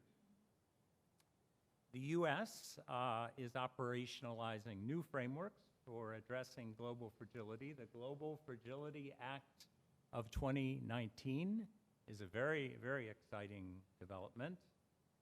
The Stabilization Assistance Review, we call the SAR, and the Strategic Prevention Project. The World Bank recently released the Fragility, Conflict, and Violence Strategy. Sadly, they postponed the Fragility Forum for a future day. And governments around the globe are creating new frameworks to address conflict and to build resilience. So the violence is spiraling. At CSO, we do get into the numbers. I won't do the numbers today, but clearly violence is spiraling in the Sahel, Lake Chad region, elsewhere. The numbers of IDPs, internally displaced peoples, is huge. Just in Burkina Faso, it's increased 16-fold in 1 year. So obviously, state fragility directly affects our national security and our shared interests with other countries across the globe. Terrorist groups exploit poor governance and social divisions to recruit new members, and instability enables the spread of global pandemics, diseases, and criminality. So it is clear that addressing fragility and prioritizing stabilization and conflict prevention is a critical pursuit that must be tackled together by all these different actors. So second, addressing fragility and instability, that's the context that brings us to the new efforts the U.S. government has undertaken. Over the past several years, we have sought to reorient our approach through the Stabilization Assistance Review, and we've applied it in a number of countries in sub-Saharan Africa and the Middle East. So SAR does a few key principles. First, it provides an agreed definition for stabilization. It assigns specific roles for the U.S. government agencies, and it articulates core principles. So the US government defines stabilization this way: a political endeavor involving an integrated civilian military process to create conditions where locally legitimate authorities and systems can peaceably manage conflict and prevent a resurgence of violence. So stabilization assistance is not open-ended, it's transitional. It's linked to clear political outcomes, burden sharing, local partners that are held accountable, and measurable impact. So the most important takeaway from the definition is that it puts political engagement front and center for stabilization. From a US government perspective, it's not about nation building or huge reconstruction. The SAR clearly puts State Department in the lead because of the political aspect, but working closely with USAID for the long-term development program implementation aspect, and of course supported in these countries by Department of Defense. So I don't want to spend a lot on this, but one of the key principles is the focus on local. So the emphasis is working with NGOs, with local partners on attainable and measurable political outcomes. And I want to jump to the emphasis on coordinating with other international partners. So at CSO, we've worked within the Stabilization Leaders Forum.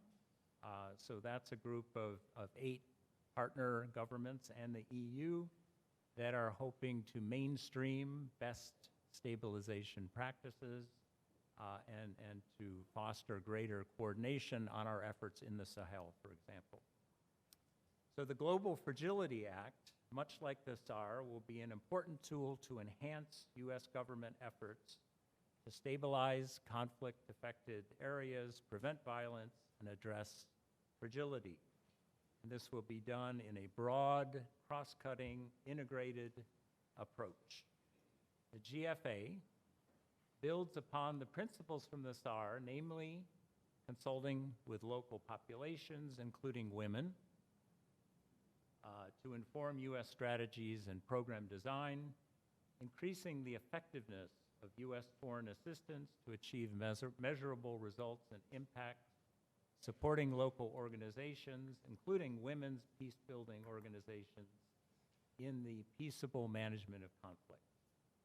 This important legislation demonstrates the US commitment to improving our efforts in fragile states by better targeting US engagement and diplomacy, strategically aligning foreign assistance resources, and engaging in key burden sharing in fragile states, which are our key principles of the current United States administration.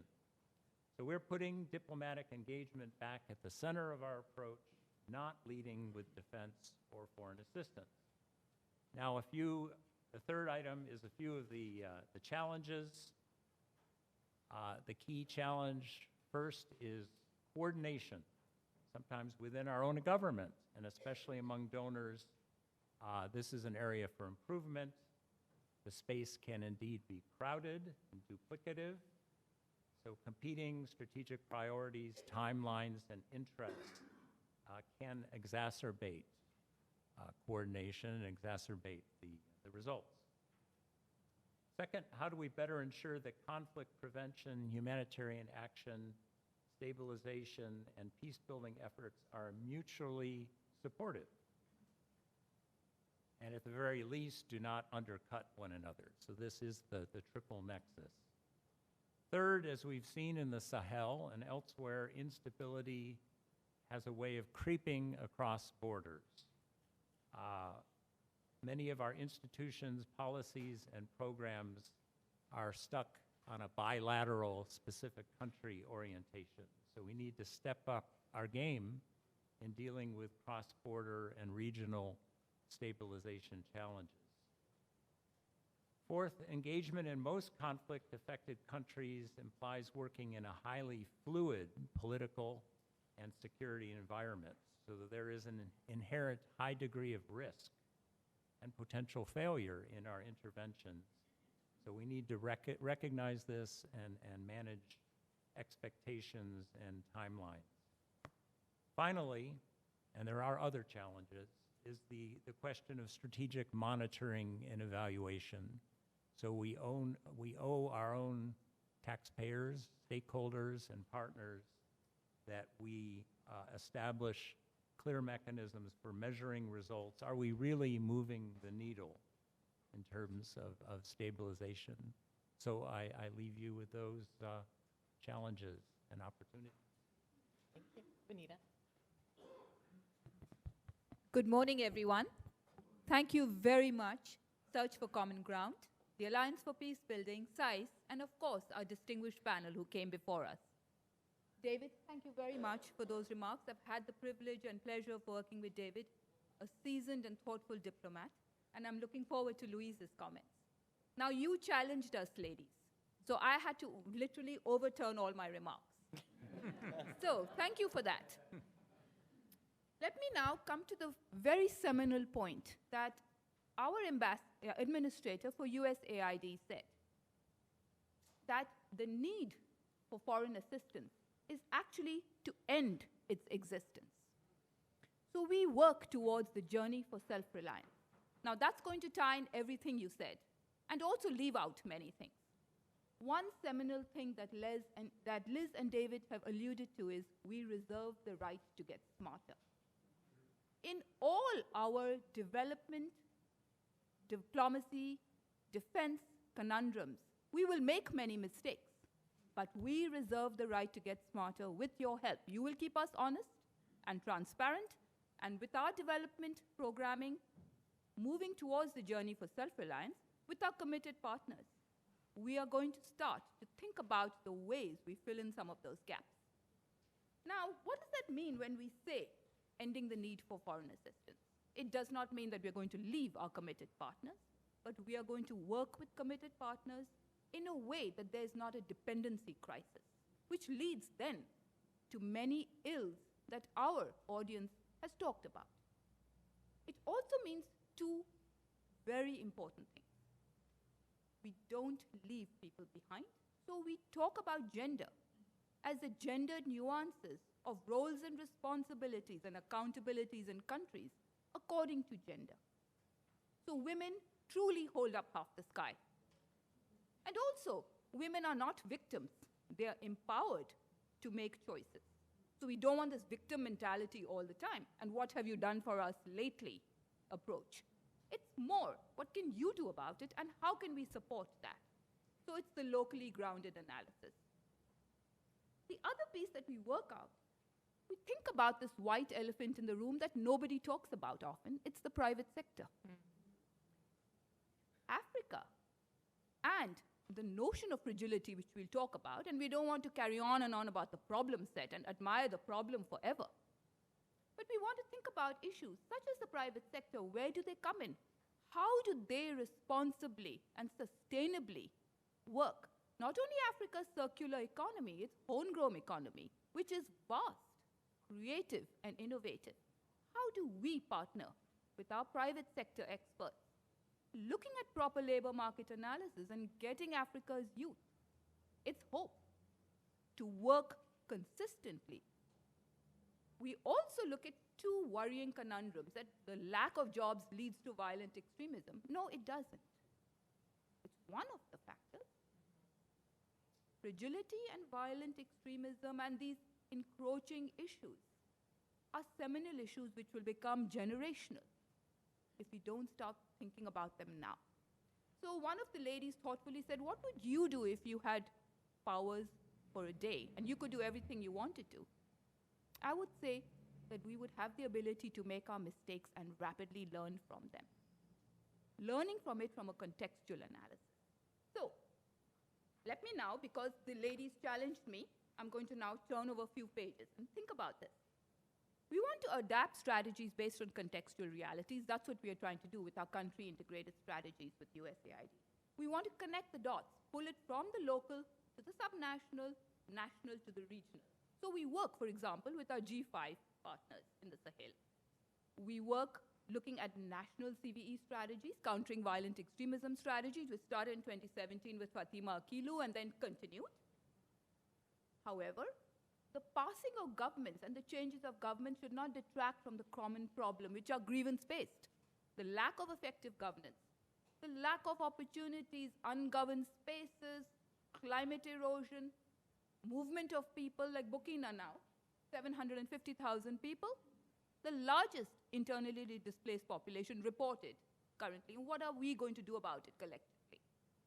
How are we going to sustain generations of people looking for opportunities?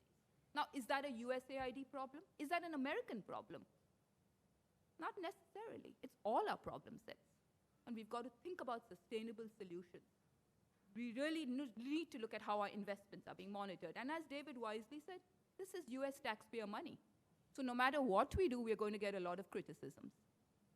So we've got to think about this much more effectively and efficaciously. We want to tailor the problems to the objectives to the problem set on the ground. Look at the underlying fragility measures. What does that mean when we think about a country's fragility? And worryingly, now it's become a central problem in Africa, fragility. The countries that have been continuously featured in the OECD fragility list are 27 African countries. Why is this happening? We also want to think about most of the extreme poor now live in Africa, besides India. The Central African Republic and Nigeria and Congo, have the largest amount of poor people. And now they don't live on dollars a day, they live on pence a day, which is now becoming a serious problem. So when we confront the realities of countries living in these fragility traps or non-permissive environments, of having these shaky political security responses with recurrent conflicts, we've got to think about how we involve and pull the threads. We're not doing that effectively. No matter how hard we try, we're still not being that effective. So each country, we also know each theater faces very unique dynamics. When we're thinking about instability in the past decades, we just think of reacting to the problem. Now we have to proactively think about what is that problem set, what can we effectively solve, what are the prioritizations of the problem, and how do we know what the priorities are? Yes, we have to answer to the taxpayer. Yes, we have to answer to congressional demands. Yes, we have to look at America's security, but we partner with our partners, the African partners, and say, what do we do about these chronic crises? What are we responsible for, and how do we address the most urgent of these priorities? But now we do it with a singularly responsive, forward-leaning perspective. So, while countries lack the capacity and the commitment, and our own country, every other country, when they lack the capacity and the commitment to think about their future generations, to think about that people are selling their children for food, or to think about they're moving place to place because they're worried about being molested or don't have the basic food, shelter, and security. And we are failing in our development approaches. So we reserve the right to get smarter. We partner with all the multilaterals, United Nations, the World Bank, Economic Community of West Africa states, the G5 Sahel. We have now the Global Fragility Act. We encourage the private sector involvement now in a big way, and we look at a way to end assistance. Through Prosper Africa, that's one of the programs, USAID, we look at two-way trade. Investment will drive economic growth. It will create jobs. It will strengthen our relationship with African partners. USAID has been in Africa for 50 plus years. Will continue to stay. Now we'll work with a committed resolve on equal partnerships, equal responsibilities, and accountability. So we are taking a huge operational challenge here. We're going through transformational shifts. We have a private sector engagement policy where we look at homegrown private sector ventures, external ventures, and huge partnership priorities. So, for example, the Shea Butter Alliance in Ghana involves a lot of the women taking part in this. We want to strengthen natural resource management, And we want to move towards this journey for self-reliance. And we reserve the right to get smarter. Our radio programming, which Search for Common Ground and our other partners are involved with, look at community-based radios in over 20 countries, broadcasting in 80 local languages. So we start thinking about how we bring government to accountability at the local level, the national, regional levels. We think about what local populations want. What is driving migration issues? Why do people leave their own countries and strive, even through perils of death, to go to other countries? This concerns us deeply. And we've got to think about ways that we look at innovation, opportunities in the home country, so people can think about their future with much more optimism. Let me stop there. I can talk on and on about violent extremism, but I'll wait to answer some questions and countering violent extremism. And I'm going to turn the floor over to Louise, and hopefully you can have an interactive and provocative discussion. Thank you very much. Thank you very much. Thank you, and I'm really thrilled to be here. Thank you very much for the opportunity. Thank you, Mike, for inviting me to speak here in this place. Thank you. So my name is Louis. I work with Search for Common Ground. It's been a year and a half now as a regional program coordinator for the Sahel for West Africa. Prior to joining Search, I used to work in the humanitarian sector in a so-called protracted or chronic crisis environment. I notably worked with the IRC in Chad, where you have refugees who have been in camps for 10 years, which is about the average, and where you have like NGOs providing assistance to host communities suffering from hunger, children suffering from malnutrition for decades. So this is what we call chronic fragility or chronic crisis. And that really, there is no doubt that this work is needed. That prompted me to work for an organization which mandate was really to tackle the root causes of conflict. And this is the work that Search does. This is why I joined the organization a year and a half ago. So yeah, Search is the largest peace-building organization, and we work in about 30 countries. In the Sahel, I'm gonna talk about our work in 3 countries mostly, namely Mali, Niger, and Burkina Faso. We have about 25 programs across these 3 countries. And our teams are frontline teams. They work in really hard-to-reach areas, most unstable areas. And I only regret that they're not here, but I am the one representing them. I am sitting in our regional office in Dakar, so there is only so much I can share with you. But I'll try to share some insights on the work that we do in those areas together with local actors and to see how we can how we support them to bring about local solutions to these issues. I'm going to speak specifically on the Liptako-Gourma region. For those who are not familiar, it's the border area in between Mali, Niger, and Burkina Faso, and which is maybe one of the most unfair place on earth. There are a set of core very structural issues: unequal governance, impunity, what some would call a patrimonial state, and widespread corruption, lack of job opportunities. So when you think of the life of any youth in those areas, in Sévaré or in Tillabéri in Niger, or in northern Burkina Faso, really life is not easy. Not much incentives to not join any armed groups that would provide you with some opportunities as long as you carry a gun or a Kalashnikov. And lately, as you must know, the context really was very fast degrading. We saw violence increased 5-fold last year, with only in 2019 4,000 deaths across the 3 countries in this region, compared to only 800 last year. And in Burkina Faso, as you said, this is maybe the fast-growing displacement crisis ever that has been coined this way by UN representatives. So it's extremely worrying, not only for the people living in those areas, but also how fast the conflict is evolving and is going southward towards western coastal states of Africa. So what do we do in this context? In this context, it's really easy to see, how can state actors reassert control over those regions? How can we impede young people to join armed groups? And this is not really how we see things at Search. At Search, we look at what can be done with local actors, with communities, how do they develop relationships with each other, with government representatives, and how we can support them.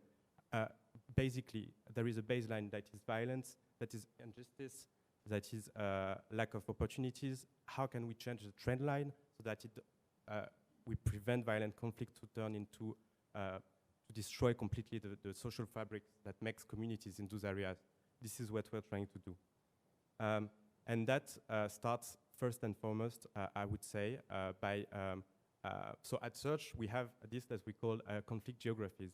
Basically, that means first to move past a country-based approach to a more regional approach, recognizing that there are transnational trends to conflict dynamics, but most importantly is to move from a state-centric approach to people-centric approach to issues of justice, security, and peace, obviously. Many people might think that in Niamey or in Bamako or here in Washington, in Paris, that we need to support security actors, state actors to re-control those areas. While this is partly true, if there is not a greater share of resources that is allocated to rehabilitating livelihoods, but most importantly, to rebuild the trust in governance, in state governance, then there is no easy change.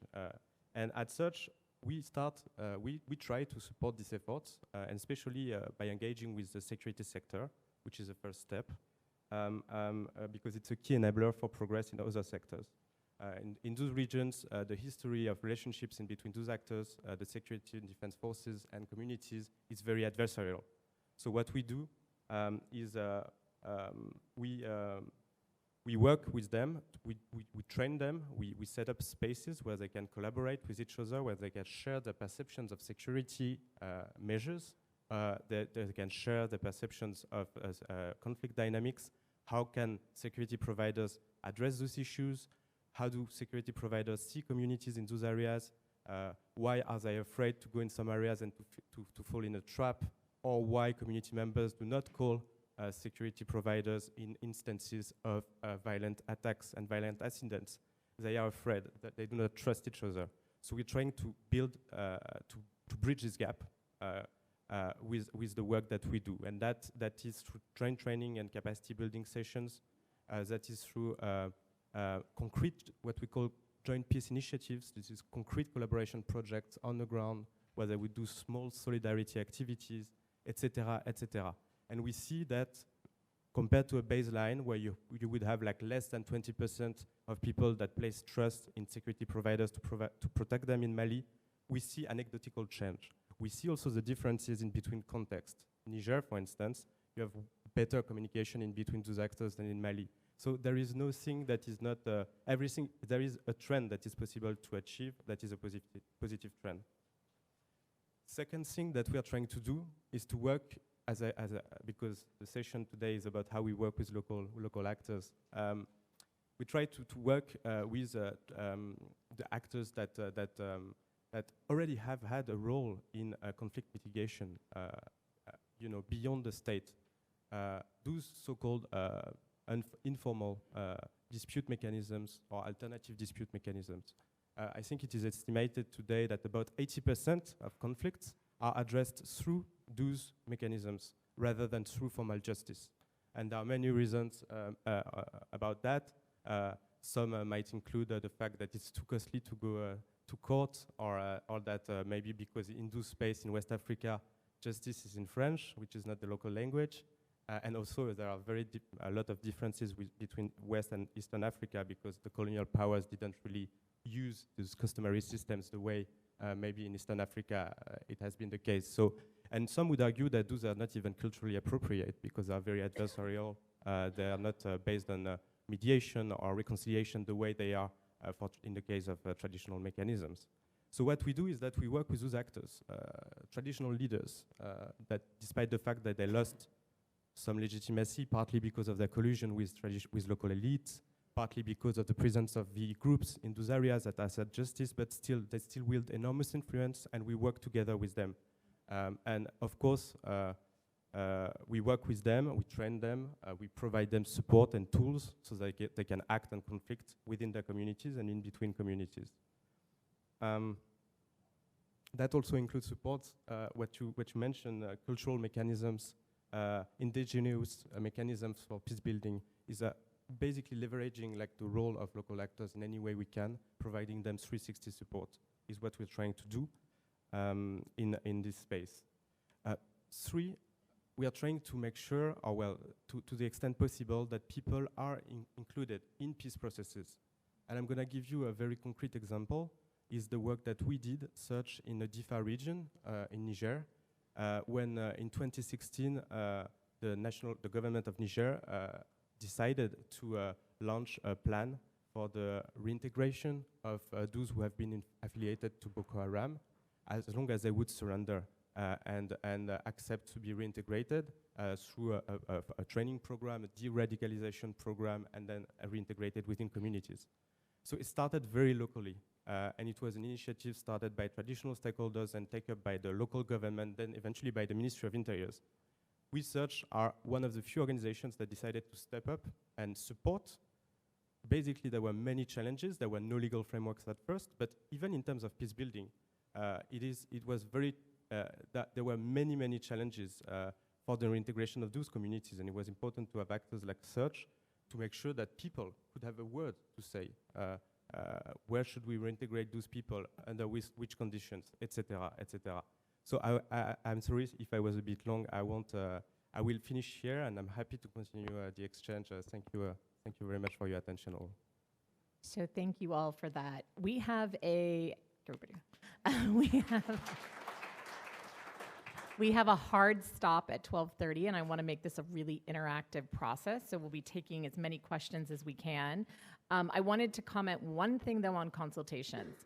The GFA requires the U.S. government to do consultations, and we are encouraged and have been already working with them about how we do that and how do we make sure we go as local as we can.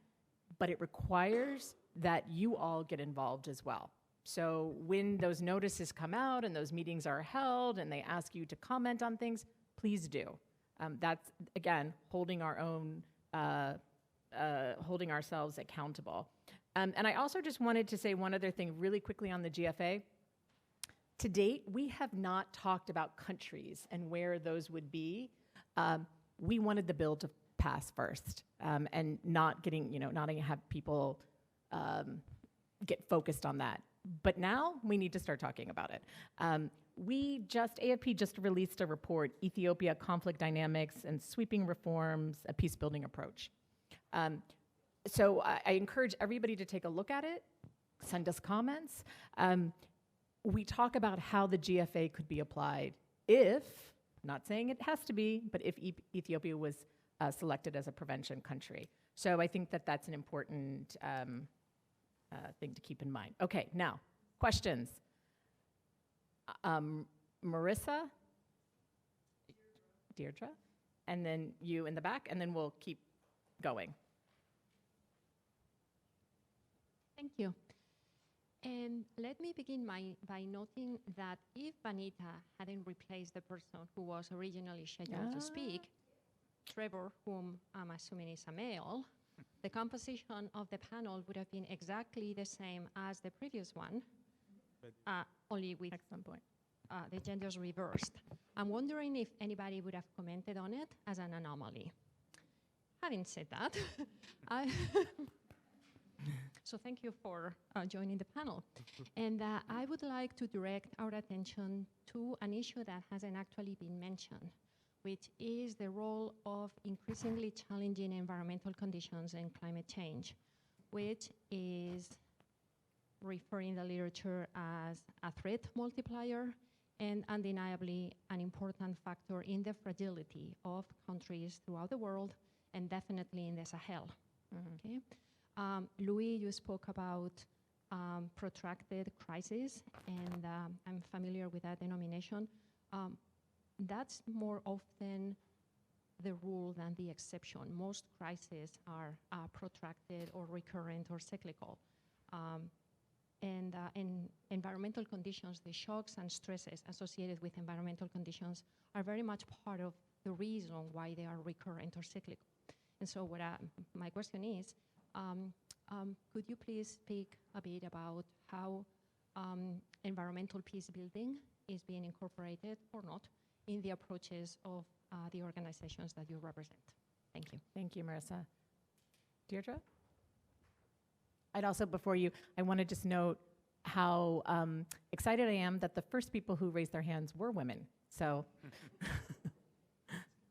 I'm Deirdre Lepin. I've already introduced myself to this group, but one point I did not make is that I spent 5 years working for Shell in the Niger Delta and also in Oman. And based on that experience, I have a question for, is it Nina who replaced Trevor? What, I'm sorry? Vanita. Vanita, okay. I have a question directed to you. The work that we did about 20 years ago in Shell in the Niger Delta was to create Africa's first major private sector-led development organization. It was a $60 million organization. It was the largest development organization for rural development in Africa at the time.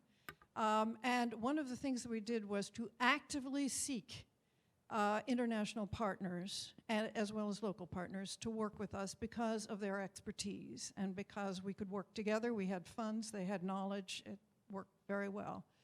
About 8 years later, Chevron established a foundation in the Niger Delta, and 50% of the initial funding was from Chevron, and 50% was from USAID. And so this was a combined win-win from the perspective of both. So I have a question for you. Given that the private sector, in order to thrive, needs an enabling environment, and this was the reason why Shell and Chevron needed to have a development environment to work in, how can the government today justify a Prosper Africa approach and at the same time decide that it wants to cease providing foreign assistance or end foreign assistance? It seems to me that these two objectives are in conflict. Okay. And the gentleman in the back? Hi. Congratulations to your speech, and especially. Can you speak into the microphone, please? Yes, Thank you. sorry.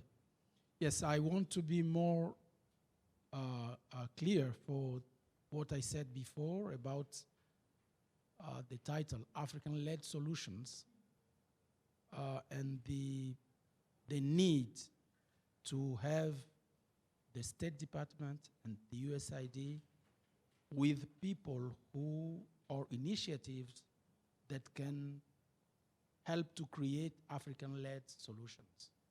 In the Democratic Republic of the Congo, and I said in almost all French-speaking Africa, we don't have school to educate and train people to think their solutions for peace. We have people who have been trained at the just, I can say not local, at let's say professional level, but not to think and create those solutions. So we have an initiative with the University of Kinshasa, the largest university of the DRC, to create a school of peace, security, and conflict studies. It took 4 years for the university to accept the program simply because the debate in the French-speaking academia is, you are talking about conflicts. Yes, we learn conflict and we study conflict at the International Relations Department. We don't need any more. So it was a battle to make them understand that those study the conflict at the state level only. we need to learn and to study conflict and to create solution at the personal level, at the community level, at group level, and so on, even civilizations level. So it took 4 years. Now they have accepted it, and we need the USAID and the State Department to help us to make things happen. And I heard and I said for such common grounds, because they are almost everywhere in Congo, so they can help in those matters and try to be open to accept and have some exchange with us on that matter. Thank you. Let's take one more question. Sir? And then I'll get this group here. Thanks.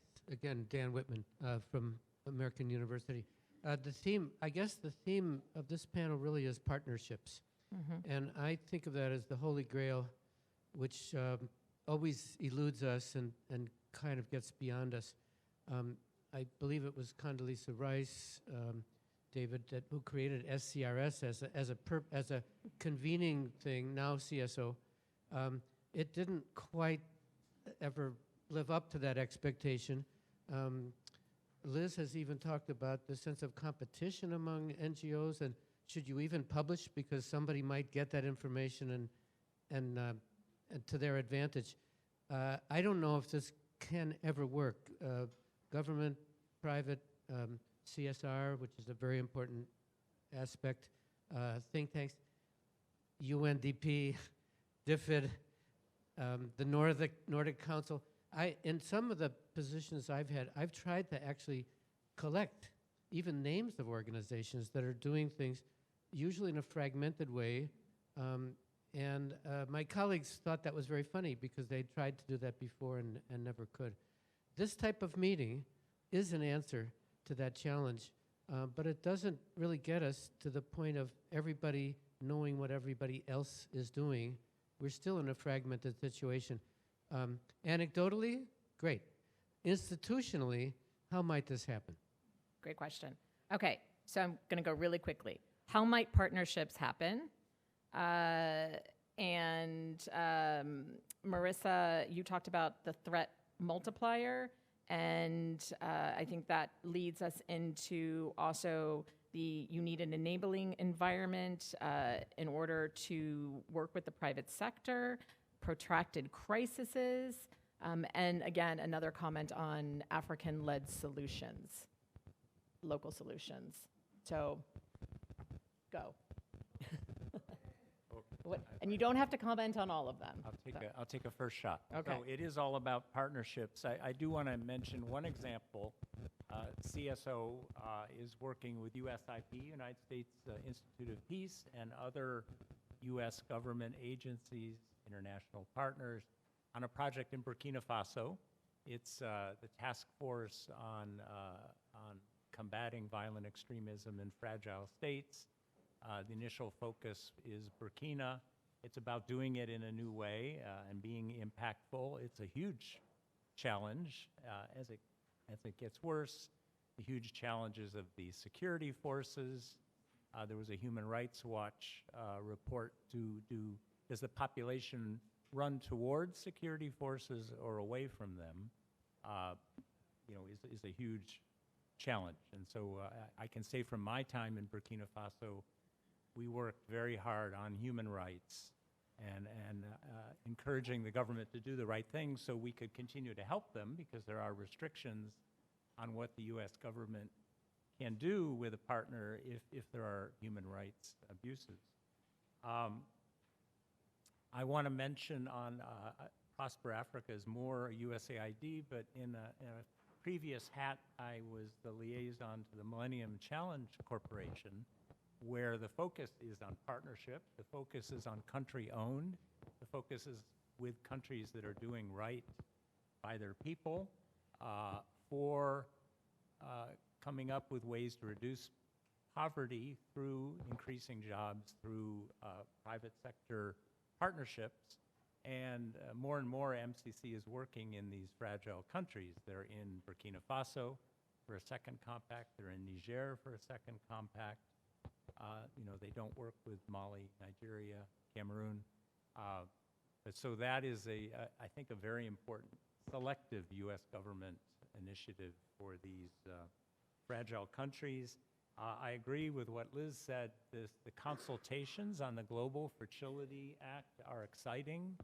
The USIP will be hosting very soon a consultation with NGOs to make sure we look appropriately at environmental conditions, at education, at ensuring local partner participation. With that, I'll turn it over to Vanita. I'll make a quick sweep and try to answer everyone's questions. So Dan, the issue of siloization and looking at and trying to break down all these fragments and not having duplication of efforts and competitiveness and pettiness, well, you're not going to achieve that 100%. But we have lots of donor coordination meetings across the continent and how we work, and we involve a lot of local partners. The other issue is, should we make our products and goods ubiquitous and everyone share them? The ideal is, of course, we should. There should be an open domain. MIT produces all its courses locally and openly so people can access them. Why can't we? And so that's something we are striving to do. We have lots of non-disclosure stuff we have to do because we are government. But that's one of our pushes at USAID. Make what we do public. I mean, if we're asking for accountability and transparency, and why aren't we doing that ourselves? So part of our goods and resources, a big move is to make it public. Our training, why not? But that's, we're a bureaucracy, so we have to jump through many hoops, but that's an ideal. Now let's look at Marissa's, the issue of enabling environments, and let's look at environmental issues. So, of course, environment is a huge factor in recurring conflict, in poverty, and especially sub-Saharan Africa's environment. We have a lot of climate-smart agricultural work that we're trying to do, Zai cultivation, the half-moon, demi-lune cultivation that we're doing in Niger, in the Liptako-Gorma area, where women themselves are doing it. But not only, say, Zai cultivation or demi-lune cultivation, where you look at natural sort of compost development, so you don't have to look at just the climate to look at soil adequate soil management or harvesting of crops that don't have to happen once a year. Now, I'm talking as one big agriculturist. I'm not. So I wish agriculturists were here to talk about some of that. But many of the cooperatives are women-owned. Women entrepreneurs in Africa are renowned for their entrepreneurial capabilities. We want to build some of that. So we are listening to all the management skills, the climate-smart agricultural work that women are trying to do. And let me answer it's only partial. And then Deirdre's point. We're not ending the need for foreign assistance as such. It's ending the need for dependency on aid so that we work with partnerships and empower partners. So what you talk about, Deirdre, is corporate social responsibility, where corporations who are working in extractives, like oil and like other extractives, should be giving back to the community. And so what Shell did and Chevron do is marvelous. We have to do more of that. We will support that. But it's working with willing partners. We don't want now to have huge issues of corruption. We want to ensure there's accountability. So many governments are joining the open partnership, open government agreements. Getting money back when they've been siphoned off to foreign accounts is very difficult. So we have to ensure that the money that we are providing can be tracked. It's taxpayer money. It's your money. How are we going to look at that effectively and responsibly? And that's why some of this ending the need for foreign assistance is creating that transparency and openness. Now, it's not going to happen tomorrow. But we shouldn't have aid in perpetuity. We should have partnerships in perpetuity. Just the word itself creates a form of dependency and disempowerment.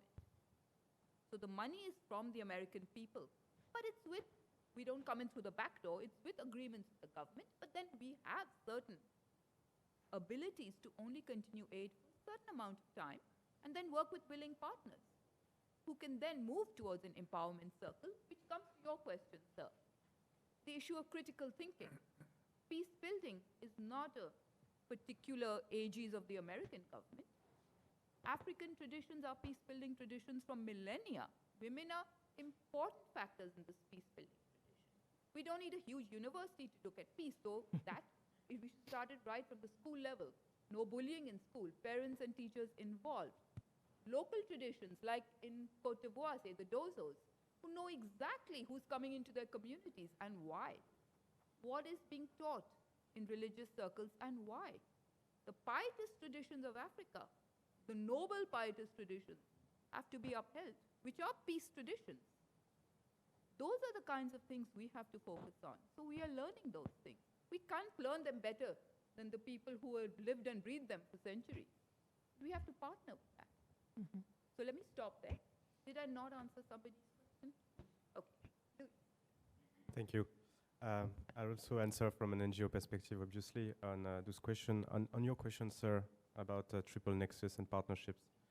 Indeed, I think the fragmentation of aid in the Sahel, and I will speak for the Sahel only.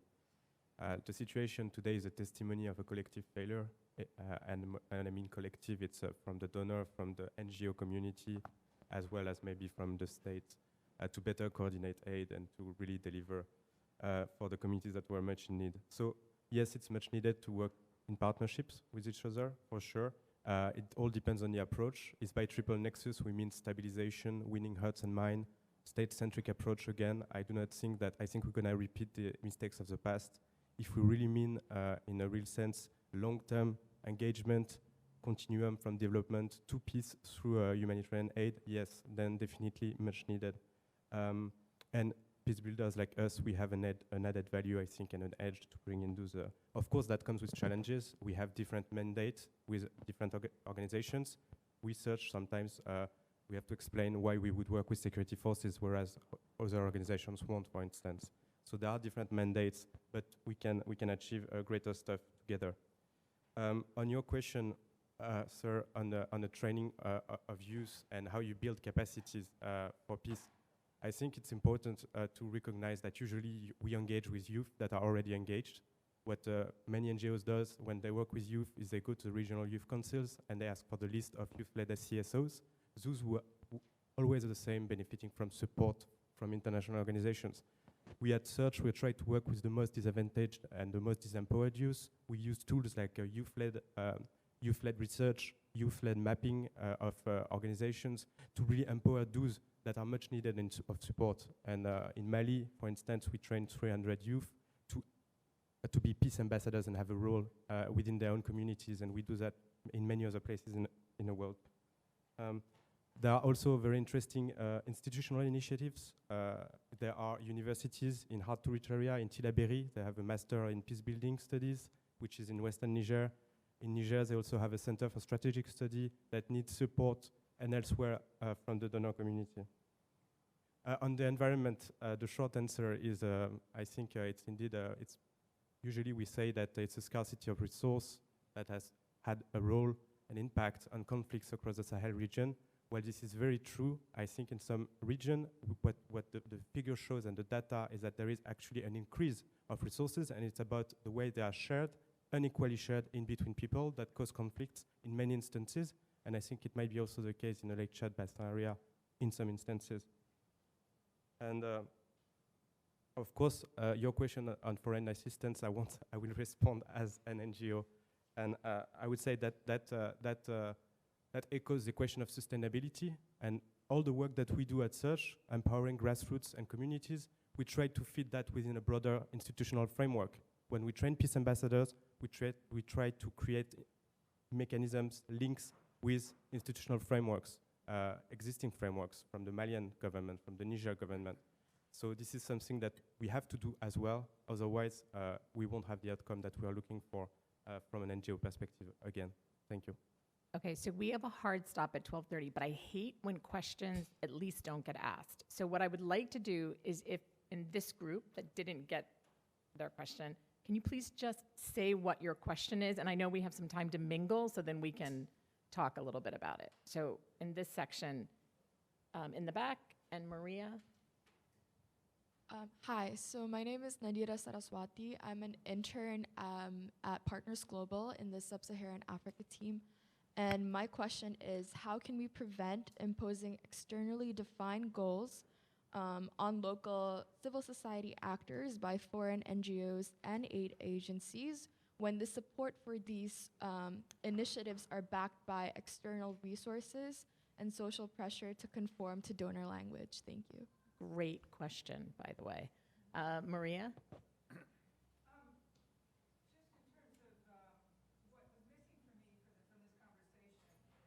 There was a lot of things missing. The third D, we have defense, and that's defense, because that's the elephant in the room to me. Yeah. Vanita, when you said elephant in the room, I expected you to say defense. And, you know, we may not be talking about ending aid, but, you know, we should be talking about ending violence. And I think that in these conversations, as there's more pressure for us as a peace-building community to show evidence and show results, that we can't do that absent a balanced conversation where defense is present at those conversations, because we're setting ourselves up for failure if we are going to expect more from ourselves, and yet the security response to these problems it only becomes greater and stronger and less questioned. So my question, which will be unanswered, was, you know, how can we have that voice at the table and also have a more balanced conversation around that? Thank you. Well, I can just tell you really quickly, Maria, under the GFA, defense is supposed to be in the room. And we have had discussions with them, and you're 100% right. That was missing in this conversation, although there were many things, and not just because we don't have time.